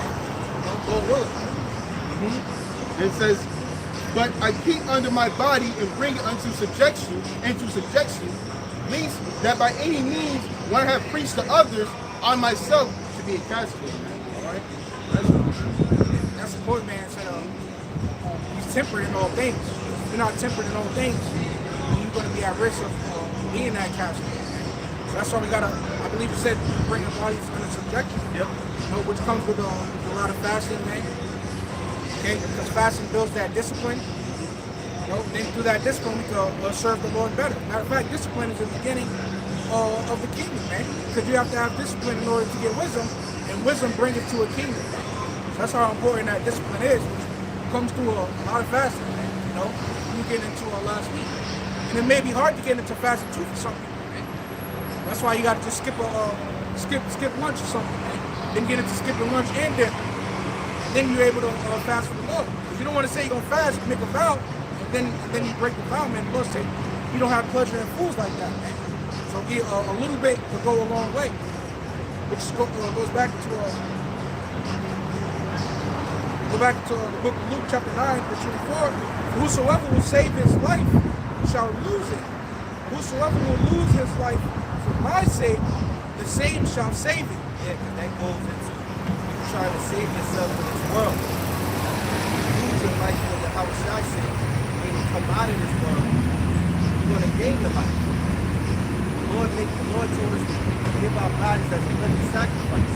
But if you think you're going to save your life because, okay, the money is changing, you're going to have to get the different currency, then you're going to roll out the house, take it into TV, you're looking to save your life, but you're going to lose it. Apostle Paul said the fashion of this world shall pass away. So as this world passes away, you're going to pass away. A good example is my Andrew Tate. He went to, he just got out, but it goes to show you that Andrew Tate, his mindset was on his riches. I was a broken man. So our mindset can't be on the shit that we have in this world. And the elder brother Rawchaa, he did a lesson on some history going into the time of the Grecians. You got this guy trolling in the world, right? And what he did was he elected like some type of wasn't a mark of the beast, but it was a mark that he wanted to put on the people, right? The children of Israel. All right. So it says real quick, this is 3rd Maccabees chapter 2, verse 26. And not satisfied with countless acts of impiety, his audacity so increased that he raised evil reports there upon the children of Israel that didn't want to, basically take part in that registry at the time. It says he raised evil reports there, and many of his friends, watching his purpose attentively, joined in furthering his will. His purpose was to indict a public stigma upon our race. Therefore, he erected a pillar at the tower porch and caused the following inscription to be engraved upon it: that entrance to their own temple was to be refused to all those who would not sacrifice, that all the Jews were to be registered among the common people, that those who resisted were to be forcibly seized and put to death, that those who were thus registered were to be marked on their persons by the ivy leaf symbol of Dionysus, and to be set apart with these limited rights. And when you go into that ivy leaf symbol, it basically goes into how you can kind of look at it today to where you take that MOTB, it's going to be basically connected to the Internet of Things, because it's basically like makes you a god in a sense. So it says to do away with the appearance of making law, he had it written underneath that in any event to elect to enter the community of those initiated into the rites, he should have equal rights with the Alexandrians. So again, link it to today, you take that MOTB, you can continue to get your rights. And the scripture say, second Ezra 9th chapter, that they have broken my law by those benefits. And they're already trying to, real quick, they're already trying to make it seem cool, man. On the CBDC, they're talking about how, certain, if you like get a refund or something, it may take like a month or 7 to 10 business days. But now they're going to say every day is a business day. So you'll be able to get refunds, returns faster, right? And having to wait, having not the weekend not included. So that's like little bullshit, man. Give a fuck about that, man. Who gives a shit about this, bro? Jacob Fool for something that simple. Yeah, that's one of the benefits, 24/7 banking. Right. Yeah, but that's something that you watch YouTubers, a lot of times what they be pushing is it's called the credit cards, where if you get this card, you get paid like up to 2 days, whatever, a week or so before it. So it says, some of those who are over the city, therefore pouring any reproach to the city of piety, which piety means faith, unhesitatingly gave in to the king, 2/3, and expected to derive some great honor from a future connection with him. According to how the brother read, Stephen will reproach the great and riches. It says, a nobler spirit, however, prompted the majority to cling to their religious observance, and by paying money that they might live unmolested, these sought to escape the registration. And also goes to show you too that those that don't have that MOTB, most likely going to have to pay more to be in the society. So it says, carefully, looking forward to future aid. This is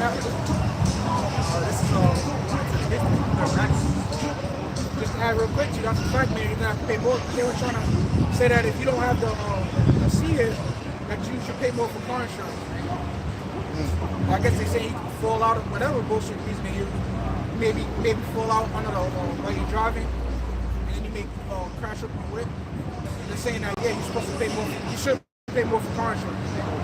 So they already visualizing those who have it and then those who don't. And those who don't be restricted and penalized and forced to have it.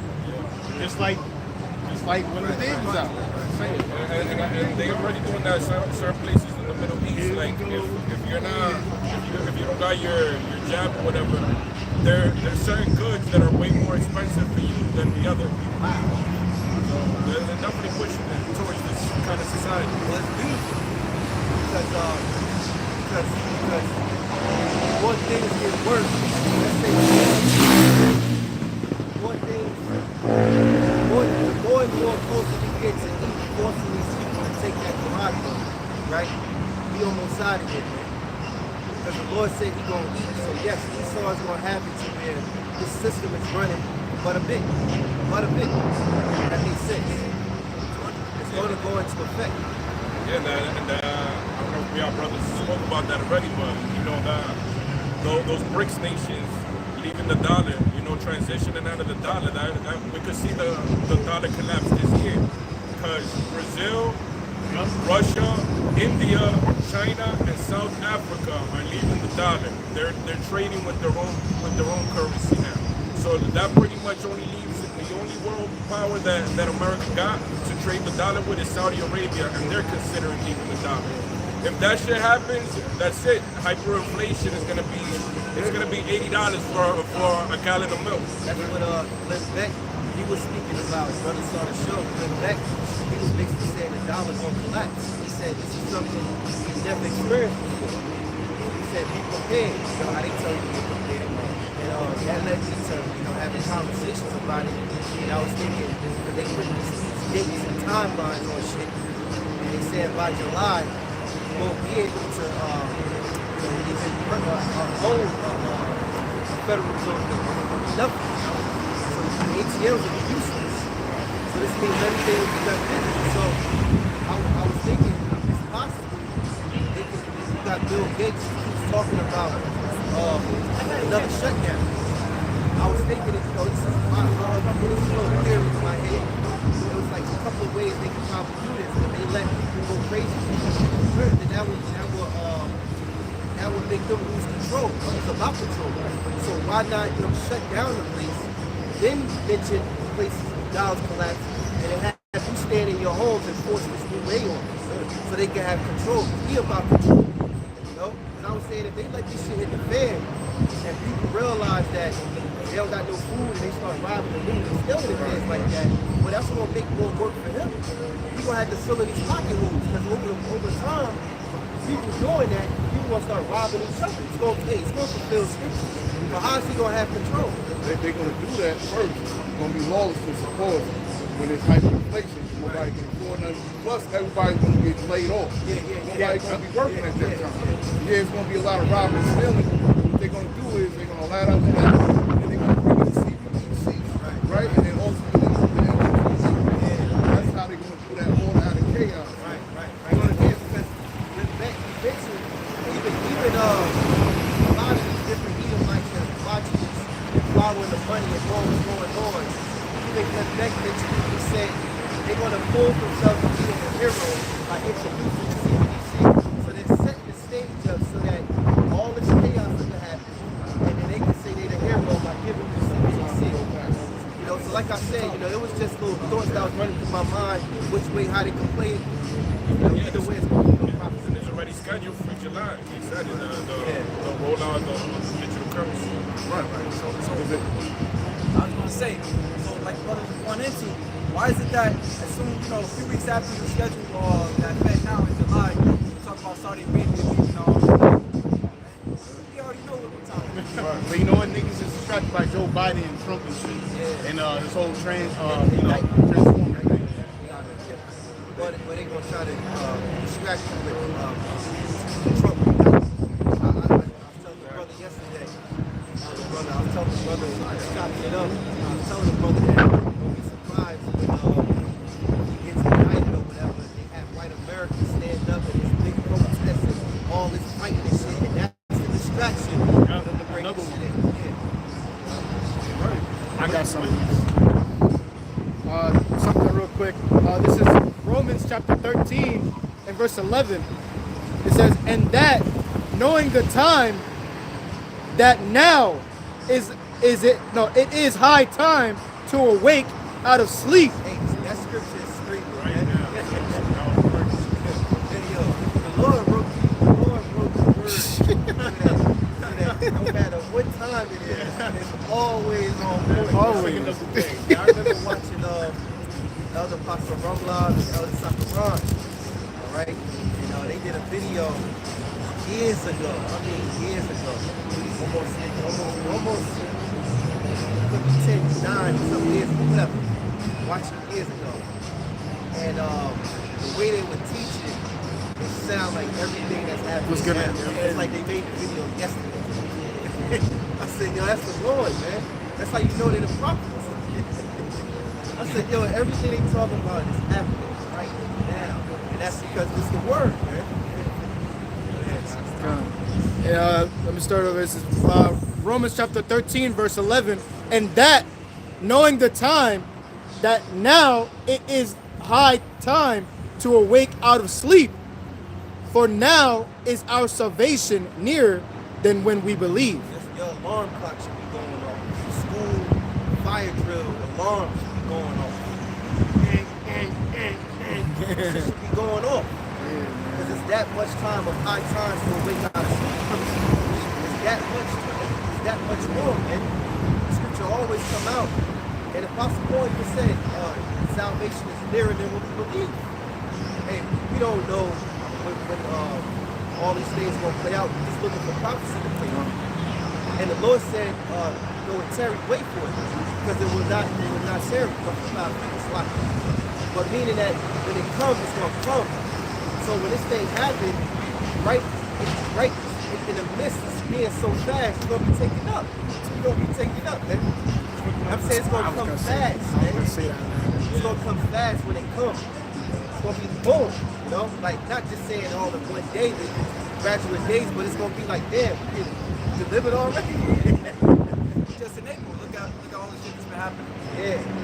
It's going to be fast, man. Yeah, though it seems like it's taking long, it's right on time. Right, yeah, right on time. I can keep Think going. about alarm clock, you know, alarm clock, any alarm clock you have is not geared to keep going off.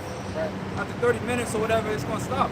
Then you're going to wake up and you realize it's too late. Yeah. That's Dang, that what's was so beautiful good. about this truth, man. You know, once again, the journey, as we try and grow in the spirit, man, we also see the prophecies coming to pass, man. Every time they continue to talk about that CBDC, that's, you know that the MOTV is right behind it. So this truth is beautiful, man. We see it play out. We see the famine of the word that's getting lined up. We see the masses of these people ready to be destroyed, getting lined up. All these train derailments, man. Matter of fact, they said that, I think that was in redacted. No, somebody else, like the other Mark reported out. Now, the most fertile parts of America is where all these train derailments are happening at, man. Within like the same week. And then last year you had all those, like the chicken plants, all these food processing plants that are just getting destroyed, man.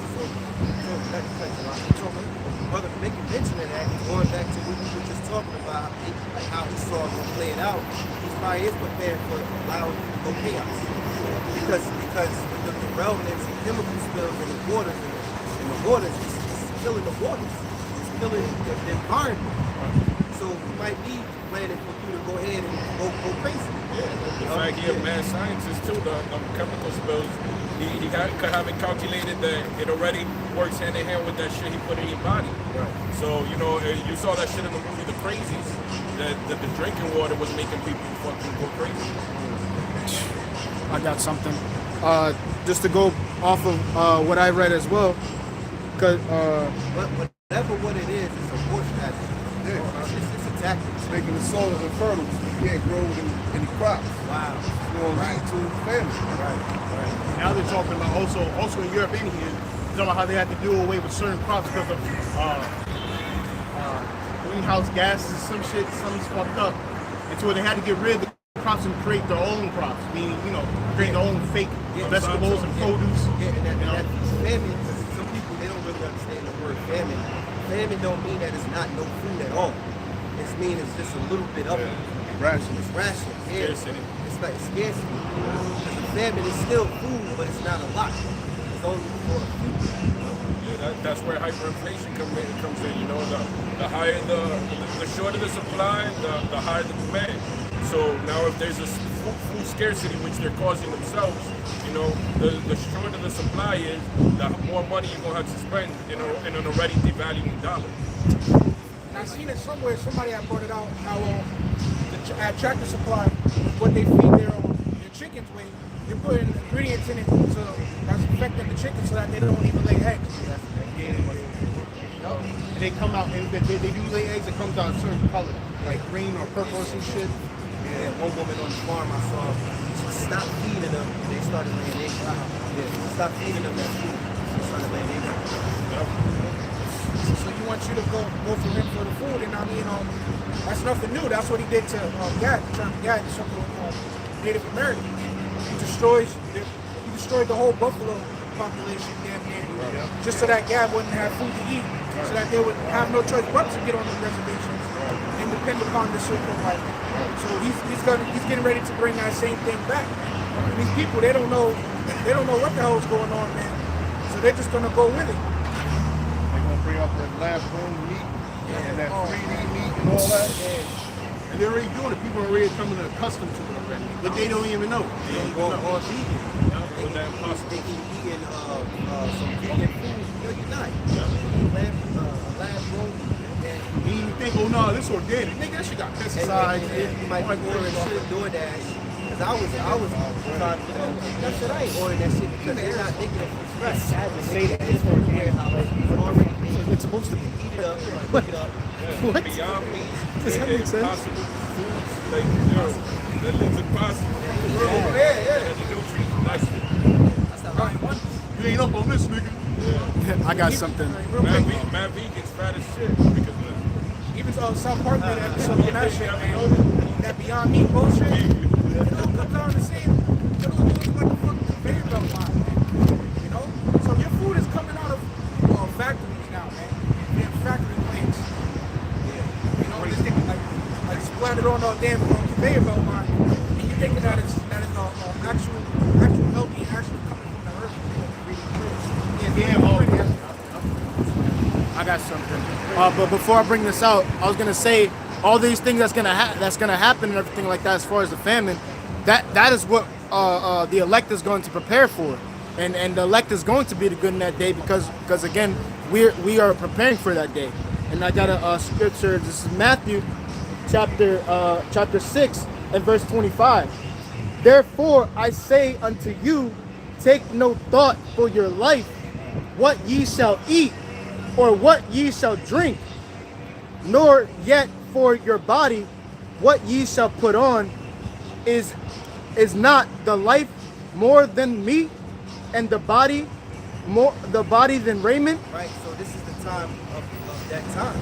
It's the mindset you gotta have. When shit hit the fan, this is the mindset you gotta put on. That's what Yahawashi speaking about. Read it again. Matthew 6 and 25. Therefore I say, take no thought for your life. Yeah, take no thought for your life. Like, don't be worried about how you gonna live, man. Have faith. Yeah. That's why Yahawashi got on the disciples, man. Hard, man.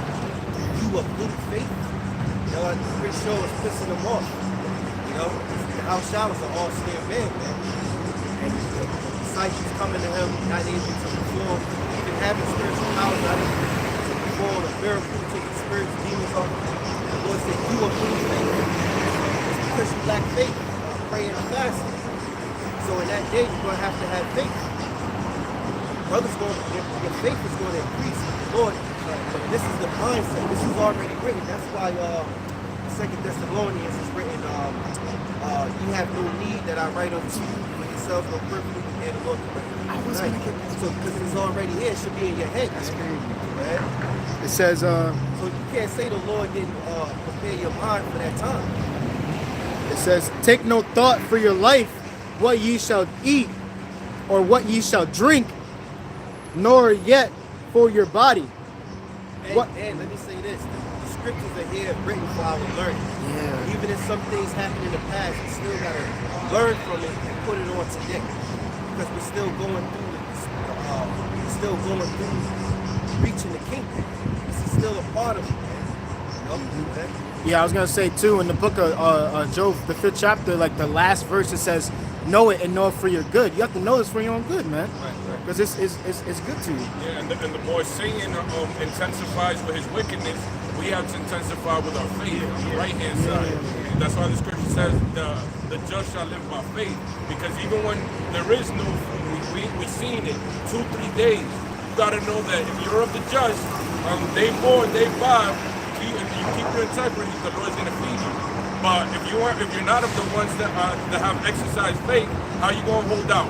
By day 2, day 3, you're already thinking like, damn, they eating and met like, if I go down there, it's just fuck it, So that's gonna separate the men from the boys, so to speak. It goes back to, I say it's all the time. And again, we come into this truth. The Lord is over here prepping us and training us up to where we are, to where we are now, and what's to come. Back then, you had those little tribulations. Well, not no tribulations, little, but you get those tribulations in the beginning. You come up, get grown up in the spirit. You know, back then it was pretty hard. It gets harder and harder. That's why spiritual wickedness is going out harder than ever. You know what I'm saying? And that goes to show that we really don't have to give a shit about these niggas, man. These people are fucking gone. There's no way in hell these people are going to survive Jacob's trouble or the times to come. So who gives two shits about them? You got these other groups, all right, coming through. Oh yeah, bro, you gotta come over here and believe in God and the Israelite community and the family. Man, fuck these people, man. All the Lord is worried about is his butt.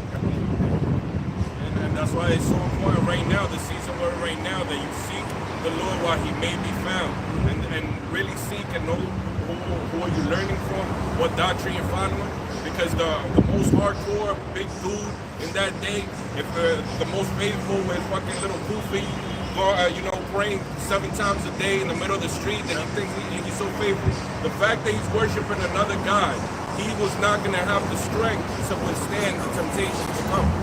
You know, so by day 2, day 3, he's already folding. Why? Because he's not standing on solid ground. He's standing on a false God that's not going to let him still hold out. For us, for our brothers, you know, Lord willing to firm that elect, we will hold out to the death because we know that we just can't go that way. So we know that, Lord, you're either going to feed me or I'm going to drop dead. So, you know, that kind of faith is what's going to be able to get you through to the end. Endure to the end. And that literally means to make hard. You know, if these people on another false doctrine, they don't have any solid ground to stand on. I got something real quick. This is 1 Thessalonians chapter. Where do I want to start at? This is 1 Thessalonians chapter 4 and verse. I'll start at verse 15. It says, "For this we say unto you by the word of our Lord, that we which are alive and remain unto the coming of the Lord shall not prevent them which are asleep. For the Lord himself shall descend from heaven with a shout, with the voice of the archangel, and with the trump of the Most High, and the dead in Yahawashi Mashiach shall rise first. Then we which are alive and remain shall be caught up together with them in the clouds to meet the Lord in the air, and so shall we ever be with the Lord. Wherefore comfort one another with these words." And that's the reason why I brought that out, is because we have to comfort each other. Scriptures say, "Iron sharpeneth iron." So when these things come about, we're still here, comforting each other and constantly getting better and better through the Spirit. And that's why I really brought this out. You know.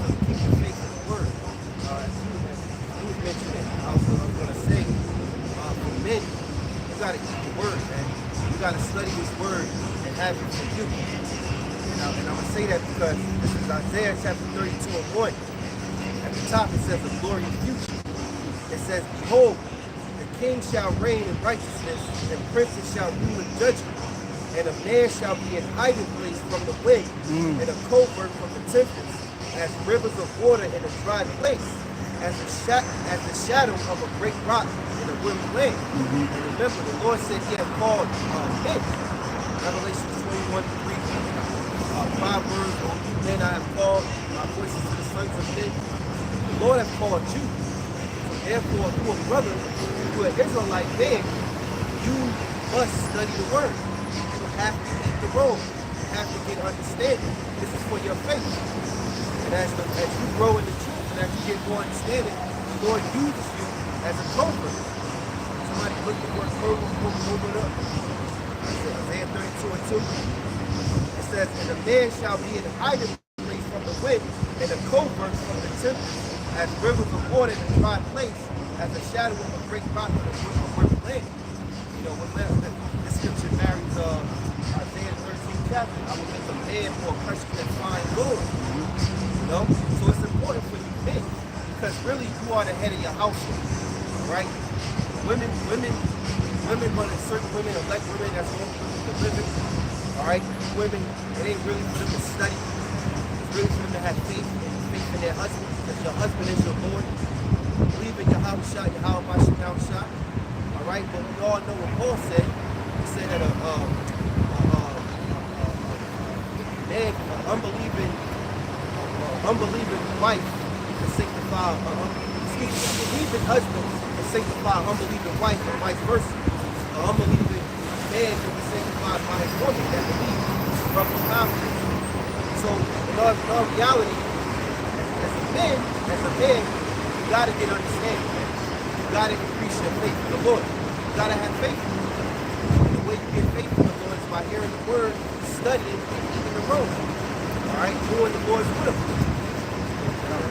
This is for the word covert. The Hebrew word salar. It says covering, shelter, hiding place, secrecy. Covering, shelter, hiding place, And protection.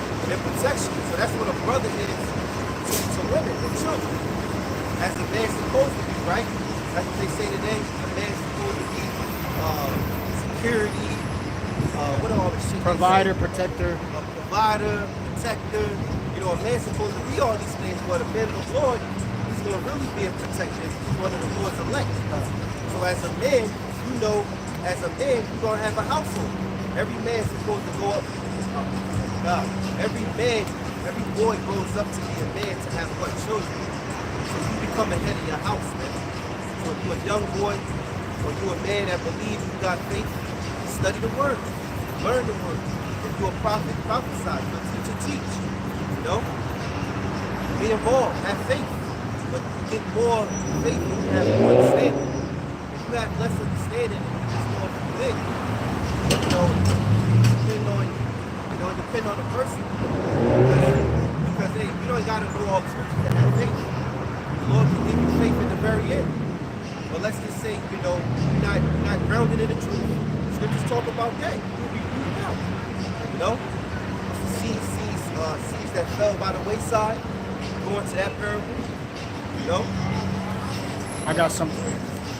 2 Corinthians chapter 9, verse 6. But this I say, he which soweth sparingly shall reap also sparingly. Which is little. So if you reap little, you're only going to get back little. Right? And he which soweth bountifully shall reap also bountifully. So if you reap bountifully, you're going to get back bountifully. Man. So you can go ahead and do little. Okay, you're going to get a little bit back. But if you reap abundance, you're going to get abundance back. So that's how you got to take it as an attitude of behavior in this truth.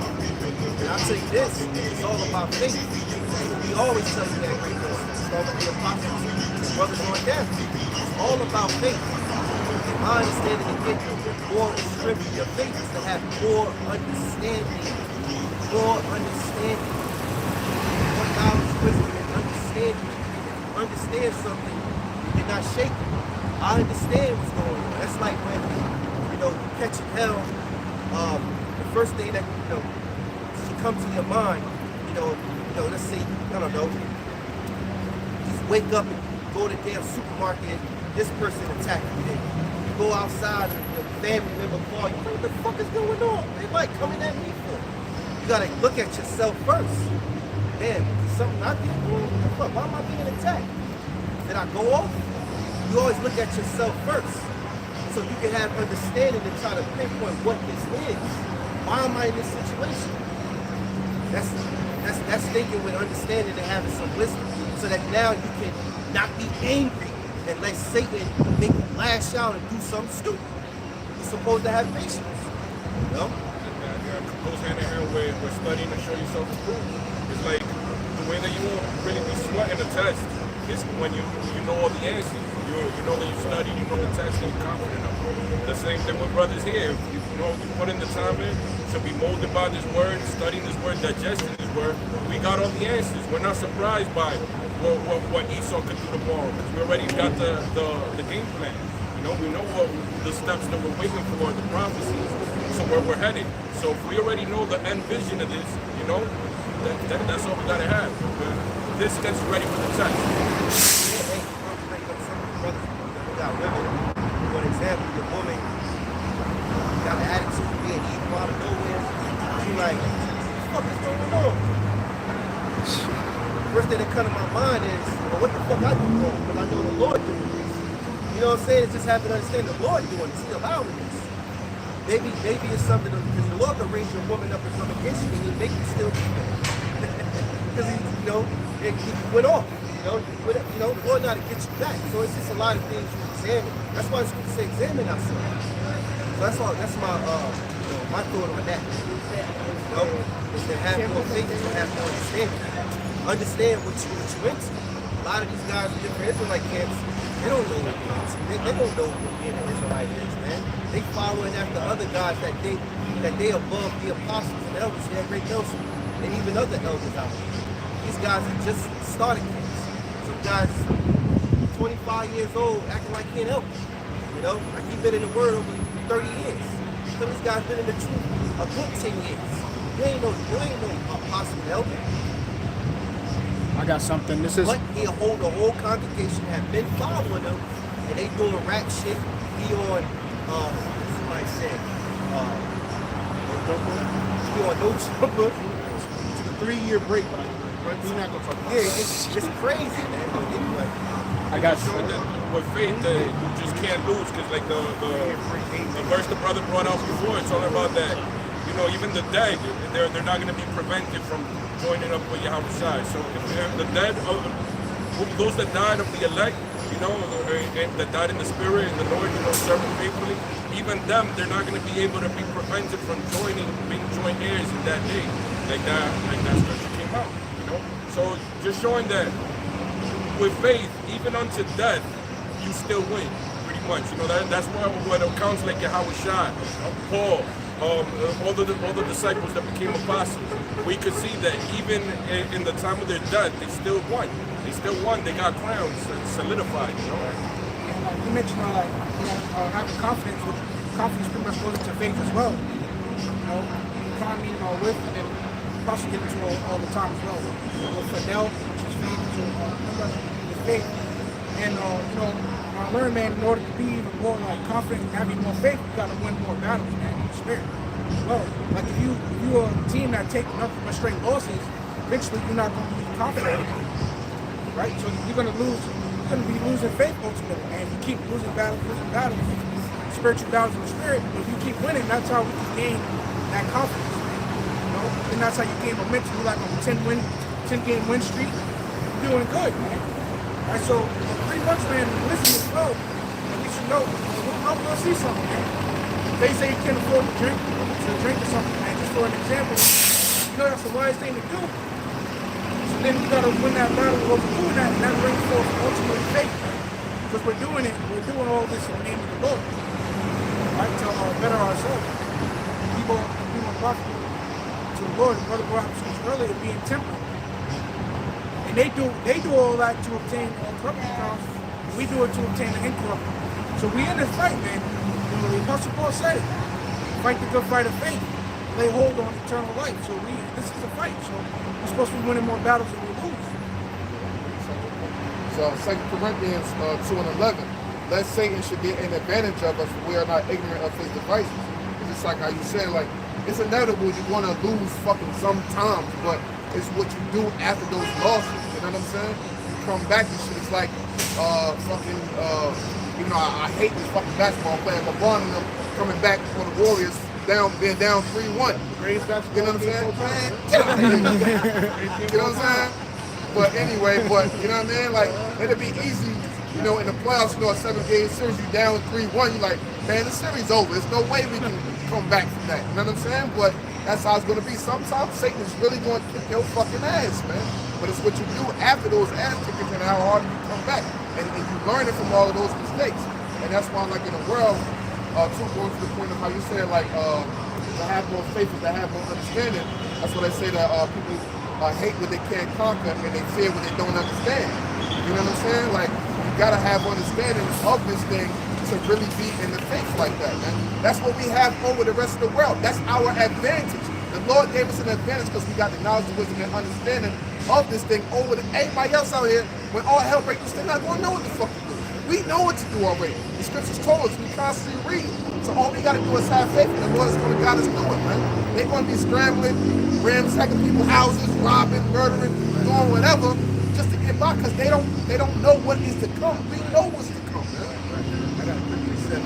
This is the book of Proverbs 24 and 15. It says, 16. For a just man falleth 7 times and riseth up again, but the wicked shall fall into mischief. So a just man, he may fall, but he gets back up. But a wicked man, he falls into mischief. Like you were saying, you got shit hit the fan, you're gonna have everybody following each other. Did you go downtown? Isn't that? You're not gonna be doing that shit. You're not gonna be part of the stampede of niggas looting, going in out the store, grabbing. Now watch some niggas be in the stores grabbing sneakers. At a time like when you need to be grabbing food and water, you gonna have jokers down here at 108 sneakers, top 2,000, homeboy, lounge, 128, going in robbing sneakers and material. Hey, that was happening. I forgot which of those riots it was after one of them takes got killed. The niggas was on Facebook having piles of sneakers and shit. You know what I'm saying? I forgot who happened. There was so many Jakes that got killed and there's been riots and shit. But you know, Jake be doing shit like that. They not worried about, you know what I mean, the real shit. They just worry about whatever I can get because I'm going to be able to sell this shit and come up. That's all the niggas, they not worried about. They're thinking about the things of salvation. They not worried about the world that is to come, the more hell that you want to constantly have to face here in America. They're not thinking like that, man. Romans 1 and 16. For I am not ashamed of the gospel of Yahawashi HaMashiach, for it is the power of the Most High unto salvation to everyone that believeth, to the Jew first and also to the Greek. For therein is the righteousness of the Most High revealed from faith to faith, as it is written, the just shall live by faith. So everything the brother's saying is only going to be found in the just, the righteous, the elect. They're the only ones that are going to be able to have this real faith to be able to so endure to the end. It is written, so that the Most High can't lie. The only ones that are going to have this faith from the heavens is the elect. Because people, real quick, because people be on some dumb shit. I remember, this well before I was in the truth, but y'all remember when that fucking Edomite dude saying the doomsday clock and the earth was going to end a certain day and people was really believing in them and shit. And like my friend's sister, she had came downtown. She was like, well, if the world's going to end, I just want to be around a bunch of people. Like, what type of dumbass shit is that? Like, you know what I mean? Like, so you just want to be next to somebody else so you feel comfortable if you want to die. Just accept your death. You know what I mean? Shit is stupid, man. People really don't know what the fuck to do. The answers is in the scriptures, man. It's like, you get time we have that advantage, man. In this day and age, well, in 2 Ezra 7 and 17. Then answered I and said, O Lord, that bearest rule, thou hast ordained in thy law that the righteous should inherit these things, but that the ungodly should perish. Nevertheless, the righteous shall suffer straight things in hope for the wise. You know, the wise going into what? My salvation. It says, for they that have done wickedly have suffered the straight things, and yet shall not see the wise. So we're all going to go through straight things, which STRAIT, meaning difficulties. We're all going to go through difficulties. It's just that the righteous has hope for the wise. And the wicked, they're not going to have any hope at all. First off, they're going to be hoping in a white, so-called white Jesus, and then they're going to see that he doesn't exist. Right? So then their hope is going to be in vain. Like Jesus says in Jeremiah 3 and 23. Read it again. It said, then answered I and said, O Lord, that bearest rule, thou hast ordained in thy law that the righteous should inherit these things, but the ungodly should perish. And that's what's getting ready to come. And even though you're going to have some in the Lord that's going to be beheaded for this truth, they're still going to, they're not going to lose their reward. Right? But then you're still going to have some that's not even going to taste of that. But 2/3, they're going to perish. By the Jeremiah the 15th chapter gets to it, the 16th chapter, the different ways that these people are going to be destroyed out here. We're most worried about ourselves, you know, doing what we got to do to please the Lord, that he may have mercy upon us in that day. It says, nevertheless, so even though we're going to make it though, nevertheless, the righteous shall suffer straight things. And I cuss the so-called Christian church. pre-tribulation rapture, they're not going to go through nothing. And then they get the kingdom, pretty much ice skating into the kingdom. No, the righteous is going to suffer straight things. Like I said, some of us are going to be put to death. And pretty much the choices is you're either going to be put to death, or you're going to be on a run, man. Wanted. You know what? That would be nice of you. That would be great of the Lord. He would take us out of save us and then let you know. But the Lord ain't put it that way. It's too easy. It's too easy. But look, the victory for the elect is really already won, because if we are, if just say for instance, if all of us, or one of us are part of the elect, if we are part of that elect, we done been through this in past lives. So the Lord then already got us sealed already. So we gonna make it. That's how you got to think about it. If we are a part of that hopeful elect, we went through this shit already. So the Lord gonna give us that faith, that perseverance, and everything to make it through that time. You were saying, hey, we got taken out before the man. That's what the Pentecostals believe. They think that they're not going to have to go against the, they're not going to have to face that MOTV. That's right. The house of God's going to be pulled out, and then the wrath. That's right. That's too easy. Yeah. It's lucky. Just to mention what you just said about us having been going through this in past times, just knowing that should increase our faith even more, knowing that we've been through it. That's right.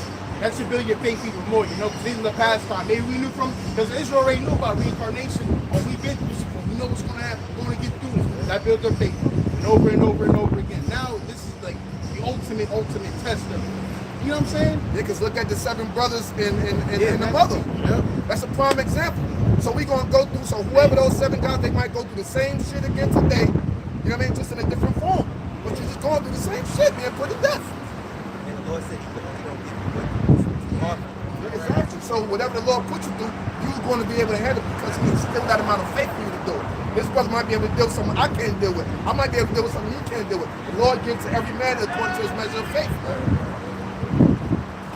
Acts 14 and 22, and it says, confirming the souls of the disciples and exhorting them to continue in the faith, that we must through much tribulation enter into the kingdom of the Heavenly Father. much tribulation before we enter into the kingdom of the Most High, man. We read that in churches. Yeah. Like that's still in its comfort, like how the brother said. That's from itself should be comforting, knowing that we know the playbook already. We know the playbook. We got to step ahead. So really, if you think about it, we got front row seats. We just watching the rest of the dummies go through all of this bullshit. We know we're going to have to catch some of the hell, but it should be that much easier for us to make it through and to embrace what is coming to us. Because we already know we on all of them lists, the FBI lists and all that shit that Esau got headed for us. So all that is for us is death, or the most I'm going to say was before we get put to death, or whatever case may be. Right? And another thing too, with having your understanding, this time is going to be a little different, because the Lord is going to show forth His power now, and He's going to use His men to show forth that power. That's a part of His power, So this time it's going to be more great than it ever was. Even the disciples back then had spiritual powers, but spiritual powers of today is going to be greater than the powers that was back then. Like those same brothers in Maccabees, they got put to death. This time they could be, that standard could be raised and they got spiritual power to get Esau's ass back. And guess what? It's all for the glory of Yahawashi and showing the world. Yahawashi is showing the world His power. Right? He's going to use you to show that power, and then He's going to save you with that power. So the world can see that He's the power of Israel. It's all for your glory of Yahawashi. That's what did the Lord say about the Pharaoh of Egypt? I'll raise you up in the earth to show my power by you. Yeah. So He's doing the same playbook with Esau, man. If you know that and you have that understanding, it's easy to do. It's the same playbook. And think about it, right? In the world, you got certain guys like, I don't know how to say this, but the Lord, it's like, why would the Lord show forth that great power without a challenge? Yeah. It's like you want matter of fact, boxes. You want this guy to be at his top and at his peak of shape and perform well, so we can give a good show, so I can show you what I've been holding on to. Exactly. Dragon Ball Z. Yeah. Goku will always do that. Because Goku was a fair dude. He didn't want to beat you at your weakest. He wanted to know that you was at your strongest, so he could show I'm the best. You know what I'm saying?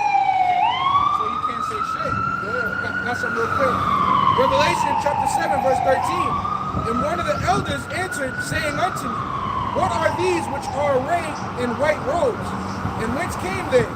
And I said unto him, Sir, thou knowest. And he said to me, These are they which came out of great tribulation, and have washed their robes, and made them white in the blood of the Lamb. And so Revelation chapter 8, verse 18, For I reckon that the sufferings of this present time are not worthy to be compared with the glory which shall be revealed in us. And like the brother said, it's already in us, man. It just got to be revealed out. Just been proud of Yahawashi, man. And just right back to Dragon Ball Z, in order for them to really level up, go into them Super Saiyans, they got to endure great tribulation, great oppression, man. They got to pretty much get the shit beat out of them, man. And then they just turn up that glory that was already in them, man, gets revealed out of them, man. And then they start whooping ass, man. Tapping into a certain level of power that you didn't know you had. And it has to be brought out of you. Sometimes going through trauma brings it out of you. Going through tribulation, suffering brings it out of you. You don't know what you're able to do unless you put to the test again. You know? Jesus said that about Gohan, man. He was like, he doesn't even know how much power he has, man. Yeah. And you know what? That also proves that this is how we don't know our body the way we used to know our body. Because we're not in nature. You don't put your body through a certain stress when we was living in the ancient times than we are today. More spoiled, going through emotions, man. You can go to the supermarket and get whatever you want right now. Back then, you lived off the land. You were living according to nature in a sort of way. You know, some days you didn't eat. You didn't even eat. That's why Americans are so fat and out of shape, because they eat gluttons, man, in a way where it destroys you. Like in 2 and 10. It is polluted, it shall destroy you even with a sword destruction. Yeah, I was watching these on Hamites, man. I couldn't watch all of it, man, but it was pretty much, in this day and age, they pretty much hunt baboons, man. And they eat them. And they was like, what's wrong with this guy, man? He was like, he never hunted a day in his life. Oh yeah, I seen that. And they was like, that's because he did it. They got supermarkets where he lives at. They were like, supermarkets. The Hamites, as children, they would go into the beehive, and they would stick their hands inside the beehive and pull out the honey. And mind you, when they get stung, they don't have no effects, no swelling, no nothing. And that saves like the Chinese dude. I ain't finished. Alright, but it was a Chinese dude, he was speaking about it. He said, when they told him to do it, he went to go do it. They stung him, his shit swelled up, face swelled up. He said, as kids, they go into the beehive and they dig in there, just eat the honey while all the bees around them, and when they sting them, they're immune to it. And shit, as kids. He said they was laughing at him because his face swelled up, his hands swelled up, and they was laughing at him. That just shows you they're immune to the shit they're doing in the earth. So imagine how Israel was. What a Lord's chosen people. So imagine us living in the Eastern world and living off the land and under the laws of Yahawashi. Man, we're the greatest people on the planet Earth. Can you imagine? That's why Isaiah the first chapter goes into it. Somebody can grab it. Isaiah the first chapter is this turkey dross. Start that way he said oxnard was on it. Because it goes into it. It's a lot of real color degenerate. Real quick, and they all have like 6-packs, man. He was like, even the kids got 6-packs. Yeah. You know, going to town there, you said, but here everybody's pretty much overweight, man. Yeah. I got that. This is it's like Isaiah chapter 1 started on verse 19. We said the silver jump, right? Yeah. It's not a little. Isaiah chapter 1 verse 19. If ye be willing and obedient, ye shall eat the good of the land. But if ye refuse and rebel, ye shall be devoured with the sword. For the mouth of the Lord hath spoken it. How is it the faithful city became an harlot? It was full of judgment. Righteousness lodged in it, but now murderers. Yeah, we was the greatest at everything we did, man. Heathens were haters. They were mad at us, man, jealous. That's why they clapped their hands and they wagged shook their heads, man, when they saw us fall. Yeah, they rejoiced when we fell. Because how are people like us, so glorious and beautiful, and the power Most High is with us, made us that way. We fall so it becomes dross, man. Become degenerate. Look at Jake now. It's a damn shame. Now I'm telling you, sir, black people, I'm talking about the tribe of Judah. I'm supposedly of the tribe of Judah from my father's line. And black people are fucked up. You are fucked up people. You are fucked up, man. Your attitudes, the behavior, it's fucked up. Jake, Judah, you are fucked up people, man. You are fucked up people. You will do your people dirty. You know? And then you look down upon the other nations. But anyway, I'm telling you, man, the Negro, especially the woman, even the men, you are fucked up, man. Fucked up. Everywhere you go, it's all about being tough. Ain't nobody regular people anymore. You know, niggas is in their own world thinking they these fucking rappers. You a Looney Tune, you a gangster, you a drug dealer, you a gangbanger. You are fucked up, man. You know? What? You don't even have a culture, man. What culture is black people eating potato salad and macaroni and cheese? That's death. That shit leads to death. Cornbread, Candy yams, fried chicken, marshmallows on it. yo, no bullshit, yo. Yo, no bullshit. That whole bullshit. Ordering food from DoorDash, never. Even my rib. Look, even my rib, we agree. Never buy black people food. If there's black people cooking the food, don't order. Yo, for real. It may sound fucked up, but that's the truth. Every fucking time you order some food from a black owned, they come skip on the meat, on the food, they give you less, they cheap. That's big. You order from Ishikar, oh my god, the Italian, oh my god. It's like, why would I ever go back? After experiencing Italian and then Ishikar, and yo, the minute, like, why would I go back to that bullshit that I gotta put hot sauce on everything? Hot sauce. See, you know I'm thinking, Jake do with the fish sandwich, you know. I ain't trying to die, I'm trying to live. Yo, I'm telling you, man, we agree together. I'm telling you.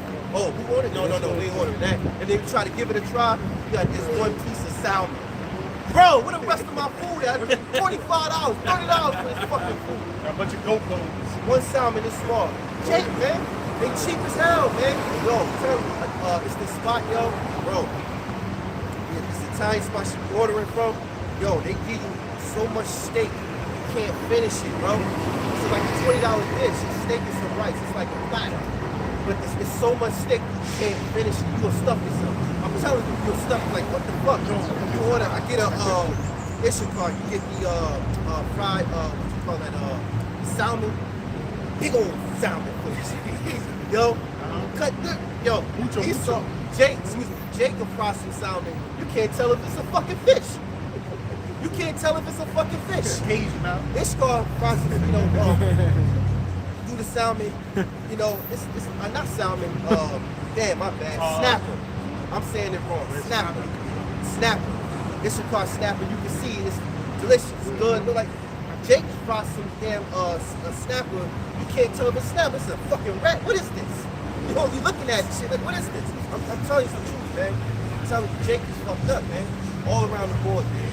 It's sad, because you are the top tribe, man. You're the top tribe. Matter of fact, our Lord Yahawashi, he was a Judite, man. Yahawashi was a so-called Negro, man. You see? And dubs out here get into polyamory. They're basically taking more than one man. They all living in the same house together. Oh, wow. That's how you know. So, Isaiah chapter 40, verse 29. He giveth power to the faint, and to them that have no might, he increased in strength. Even the youth shall faint and perish, and the young men shall utterly fall. It's like going into like basically the comparison then to now, you fucking 15, 20 years old with a gun. You know?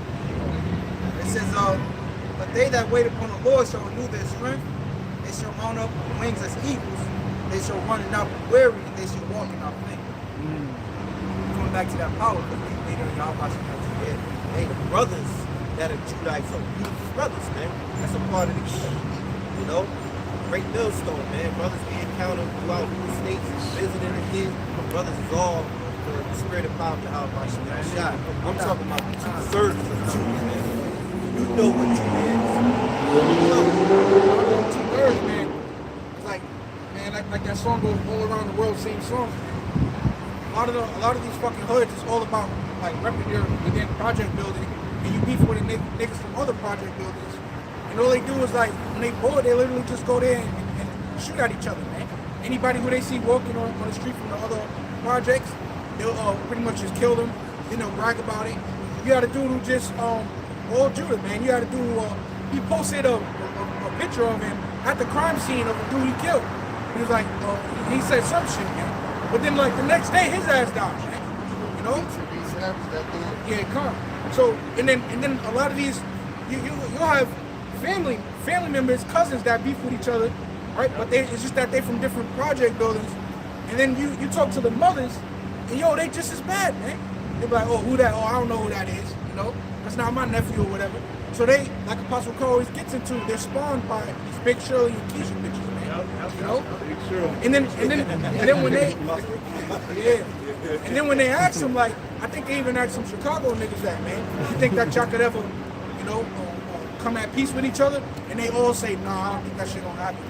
You know? But guess what? The Lord is gonna squash it for y'all when y'all all die together in thermonuclear missiles, man. Because nigga culture ain't gonna be, and the elder brother Inquab did that beautiful lesson on that, man, culture.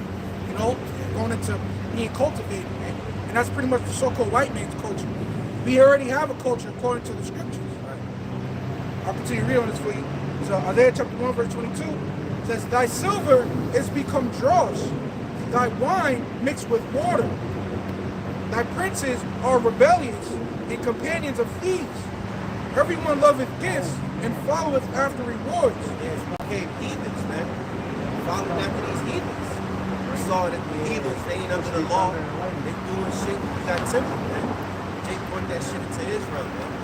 Now we all punished, you know, for going breaking the law. You know, it was a beautiful people too. When I went down south and I learned, I didn't know this until I went down south. I was in Florida. And the hospitality is weird because dudes being from up here, up north, they don't talk to Ray. They don't want to talk to nobody you don't know. You look at somebody, what's going on? It's aggressive. You go down there, jokers was, yo, buddy, hey, man, my sister last night, man, this and that. And I'm like, who the fuck is this dude? Like, I don't know who you are. He be like, yo, man, you ride, where you going, man? And I'm like, yo, I don't know if I trust this nigga or not. It's like, but I know he don't mean no harm and shit like that. It's like, you know, hospitality is like a different spirit. Jake had that good spirit. Looking out, hey, Jake, hey, what's up, bro? Right. What's up, bro? You know what I mean? But nowadays, nigga, what you looking at? Right. Matter of fact, I'm about to pop the trunk. Be here when I get back. Nigga, it's crazy. You know? You can't tell Jake about himself. Hey, yo, bro, put your pants on. Nigga, fuck you, nigga. Put my pants on. It's like, all right, bro. I shouldn't even try to say really that. do it good, too. It's like you can't help nobody, especially not the black woman. You can't tell them. You can't tell Judah, Jake, Negroes, nothing. That's why the Lord numbered you to the sword. You just gotta die. I'm just telling the truth. Look at you. You gotta die, man. And I'm supposed to be of the tribe of Judah. And I'm telling you this. And that's why he saw through new speech, he polluted that word, culture. You know, because our true culture being, you know, the scriptures, that brotherly love, the commandments, all that. Instead, he flipped it and he gave us that death culture. And then they'll be like, oh, for the culture, for the culture. Like if it was ever in us to be murdering ourselves and shit, be a bunch of junkies and drug dealers and pimps and hoes. That wasn't Israel. That goes to show you too that this is the people that's written in the scriptures. Because the scriptures are written how we should be Proverbs and bywords. Now, if you want to go by just the color, you have what? East Indians that are dark skinned like us. Why they not called that? You know what I'm saying? So that's talking about us. You hear that, Dr. Brown? That's what I'm sorry. Jeremiah chapter 2, verse 21. Says, yet I have planted thee a noble vine, holy a right seed. How then art thou turned into a degenerate plant of a strange vine unto thee? So we're supposed to be that righteous nation. Matter of fact, inside Deuteronomy the 6th chapter, these nations are supposed to see our how way we conduct ourselves, our law, statutes, and commandments that we live by, and they're supposed to go and tell this is a wise and understanding people, man. Right? So that's ultimately how we were supposed to be. You know, you so-called Negroes, Hispanics, and natives. That's why we're the most talented people on the earth as well. But instead, you're what? A degenerate plant, man. bunch of murderers, bunch of adulterers, man. You know, just trying to get over on each other. So our people have become nothing but degenerates, man. Now you have the men of the Lord that Yahawah has sent out there to tell our people to repent. But they're so far gone, they don't even want to repent. I was going to add, you know, that goes into the Gentile topic. You know, it says how we turn into a degenerate and strange mind. Like what? We, you know what I'm saying, dwelling amongst and acting like the deep, so-called white man and all the other people. You know, that we are, you know what I'm saying, we spiritually put on that mindset. Not that we're actually Gentiles. Like real quick, this is 2nd Ezra chapter 2, verse 34. And therefore I say unto you, O ye heathen, that hear and understand, look for your shepherd. You know, so at the end of the day, like it says in Revelation 79, you're gonna have so-called you're gonna have Israelites, all right, that dwell among the heathen. And it says, and look for your shepherd, he shall give you everlasting rest, for he is nigh at hand that shall come in the end of the world. And at the end, the elect is gonna get it. This is the book of Exodus, chapter 32 and 1. And when the people saw that Moses delayed to come down out of the mount, the people gathered themselves together unto Aaron and said unto him, Up, make us gods. Jake, boy. You know, here it is, Moses went on the mountain for 40 days and 20 nights to talk with the Most High. And because he didn't come down fast enough, Jake turned around and tells Aaron to make us some gods. And this is after the Lord was delivered us from the hands of Egypt. So all the things the Lord did, he showed the miracles. Jake still turned around and went to worship false gods, man. Just imagine all the memory. Yeah. Right. Yeah, Jake, that's how Jake is. And it probably, I guarantee, I put money on it. It probably started from the mouth of the black man. He up there, he still ain't come down. He probably did. What he doing? What he doing here? He get to talking because these black women get these black men riled up, man. Remember? Out here just to Big Shirley. Yeah, Big Shirley. Big Shirley talk, a beta man will listen. Right. Everybody shut up and listen. Big Shirley talk. Right. Talk to that queen like that. Causing the earth. Right. It was like, man, look at Egypt, man. We had all the leaks and stuff. Moses brought us out of the dark, man. Right. It says the people gathered themselves together unto him. See? That's disgusting. Like, what the fuck, man? Like, yo, That's what you gotta do? Yeah, you gotta be. And then shaking his head, walking by. Yeah, that's like, you know that thing is evil. We ain't even talking about the shit. The shit walking by shaking his head because it's a shame. That's to show a person is shame. You know what I'm saying? We ain't even looking at that shit.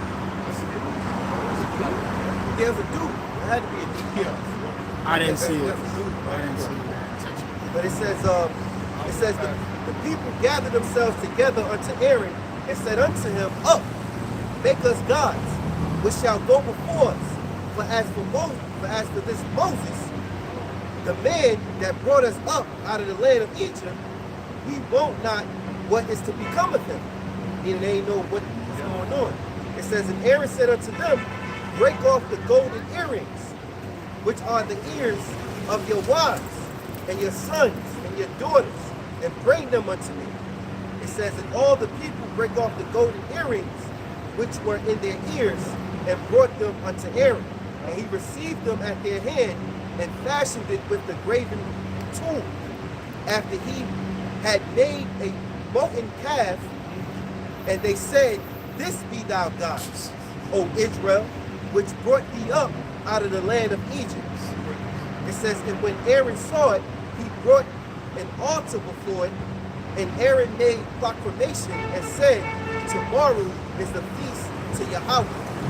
And they rose up early on the morning, they rose up early on the morrow, and offered burnt offerings, and brought peace offerings, and the people sat down to eat and to drink, and rose up to pray.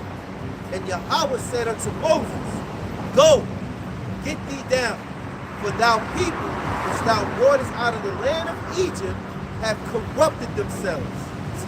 They have turned aside quickly out of the way which I commanded them. They have made them a molten calf and have worshipped it. Fucking cow, man. And have sanctified thereunto, and said, this be thou gods, O Israel, which have brought thee up out of the land of Egypt.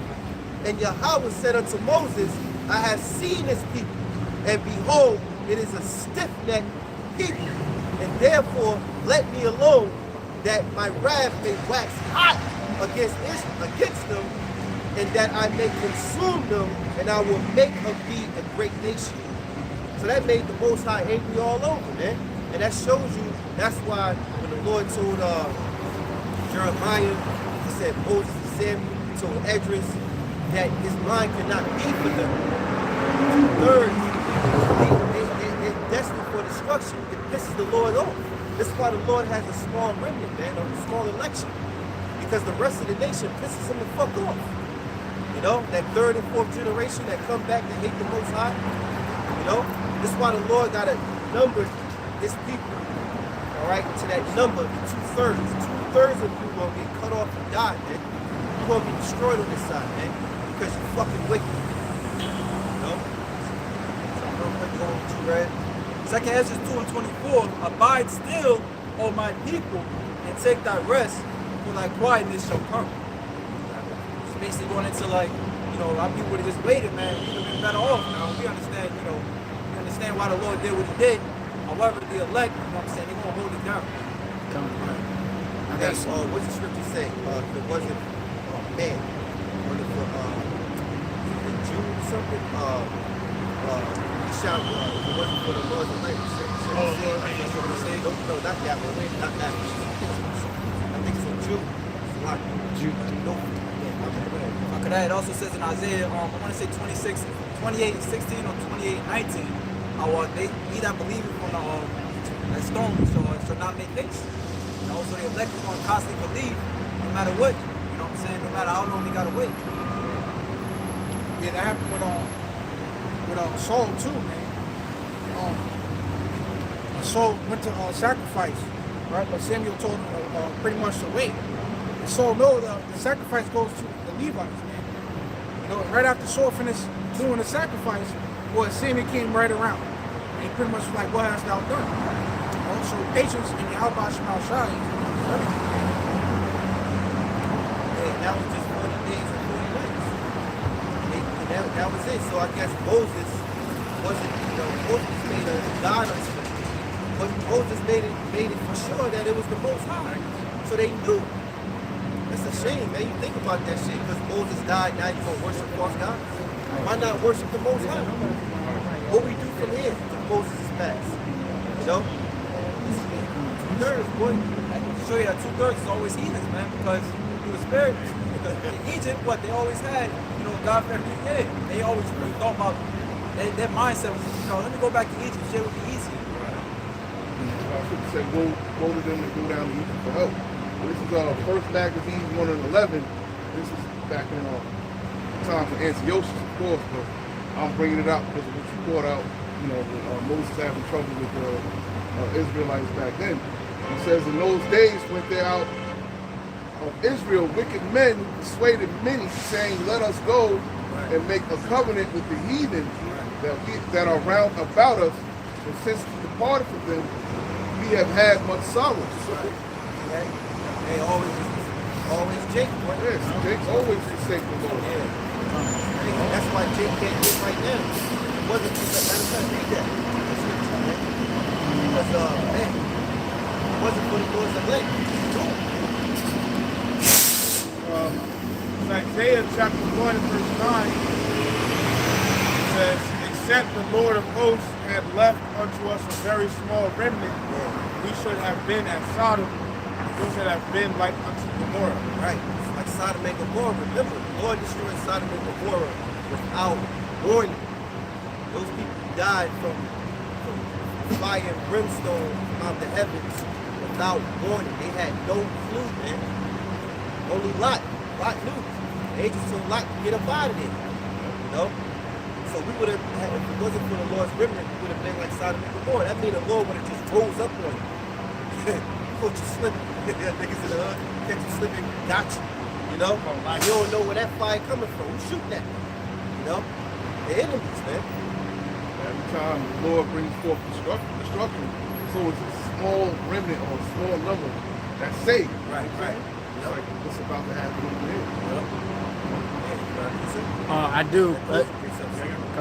I was gonna say because going back to what he brought out as far as like that vine and that what you said the basically going back to the Gentile topic. We were also compared to as a olive or a grape. And just real quick, this is Isaiah chapter. I'm not gonna read the whole thing. I'm just gonna this is Isaiah chapter 5 and I'll start at verse 1. It says, Now will I sing to my well-beloved a song of my beloved touching his vineyard. It says, my well-beloved hath a vineyard in a very fruitful hill. And it says, and he fenced it and gathered out the stones thereof and planted it with the choicest vine, and built a tower in the midst of it, and also made a winepress therein. And he looked that in it should bring forth grapes, and it brought forth wild grapes. And those wild grapes, again, that's us going off, because here it is that we were once a good people, but what we started doing, that's what you guys brought us as far as worshiping other gods, and then the Lord ended up punishing us. And if I don't have to keep reading, but going further as far as that, that's basically us being worshiping other gods. I wanted to keep reading. All right. It says, and now, O inhabitants of Jerusalem and men of Judah, judge, I pray you, betwixt me and my vineyard. It says, what could have been done more to my vineyard that I have not done it? Wherefore, when I looked that it should bring forth grapes, brought it forth wild grapes? It says, and now go to, and I will tell you what I will do to my vineyard. I will take the hedges thereof, and it shall be eaten up, and break down the wall thereof, and it shall be trodden down. Yeah, that's how we're overtaking. Right, and this is the point too, right here. That it says, verse 6, it says, and I will lay it waste, it shall not be pruned, nor did, but there shall be there shall come up briars and thorns, and I will also command the clouds that they rain no more upon it. Right, and those briars or thorns is basically those other nations taking over us, and us worshiping other gods and everything like that. The Lord turning our back on us, That's pretty much it. That's what you're saying on 2 Corinthians 16, the last verse. One saying that is not in his sense. He's like a field that is not brushed through. Yeah. Like 2/3, the Lord is going to lead them, and they follow. Right. But yeah, going more into it too, like as far as we compare to a grape, it also said, just like what one of your brothers said, as far as keeping it to us, he has a elect that he has, and he had a cluster of grapes to himself. So yeah, that's pretty much it. I had something quick. We get on Jake about being wicked, and I wanted to bring out what's going to come and happen in the future.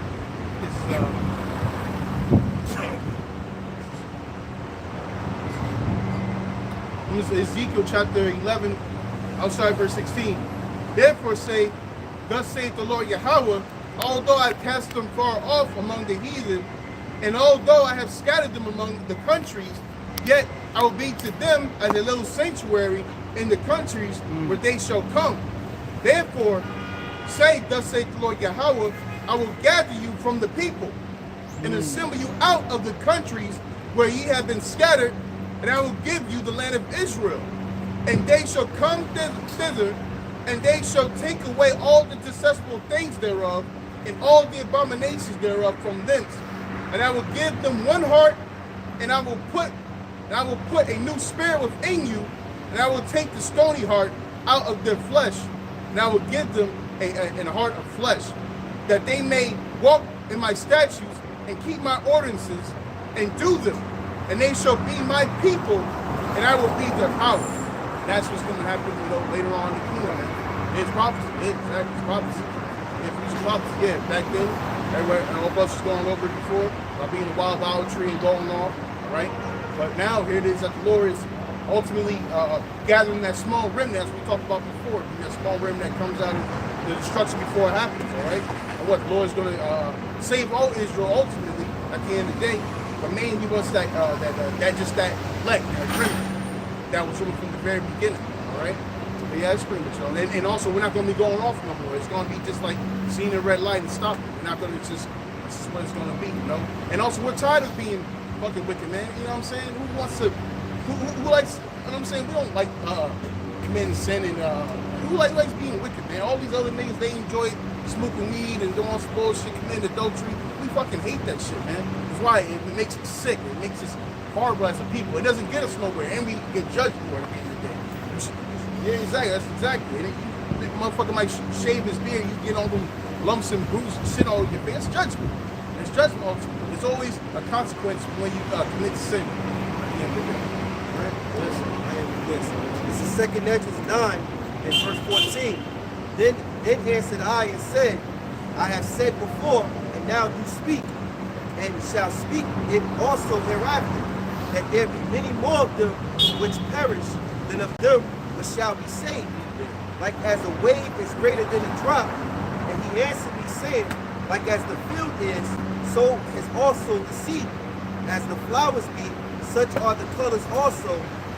Such as the workman is, such also is the work. And as the husbandman is himself, so is his husbandry also. For it was the time of the world. And now when I prepared the world, which was not yet made, even for them to dwell in that now live, no man spake against me. For then everyone obeyed, but now the manners of them which are created in the world that is made are corrupted by a perpetual seed, and by a law which is unsearchable, rid themselves. So I considered the world, and behold, there was power because of the devices that were coming to it. And I saw and spared it greatly, and have kept me a great of the cluster, and a plant of a great people. Let the multitude perish then, which were born in vain, and let my grace be kept, and my plant, for with great labor have I made it perfect. You know? So it's all about the Lord's elect. So, you know, with that, we're going to give all praise. Glory to Yahawah, BaHaSham, Yahawashi, BaHaSham, Qadash. Double honors to our apostles and bishops of GreatMillStone as well. Salutations to the Lord's elect. Shalom.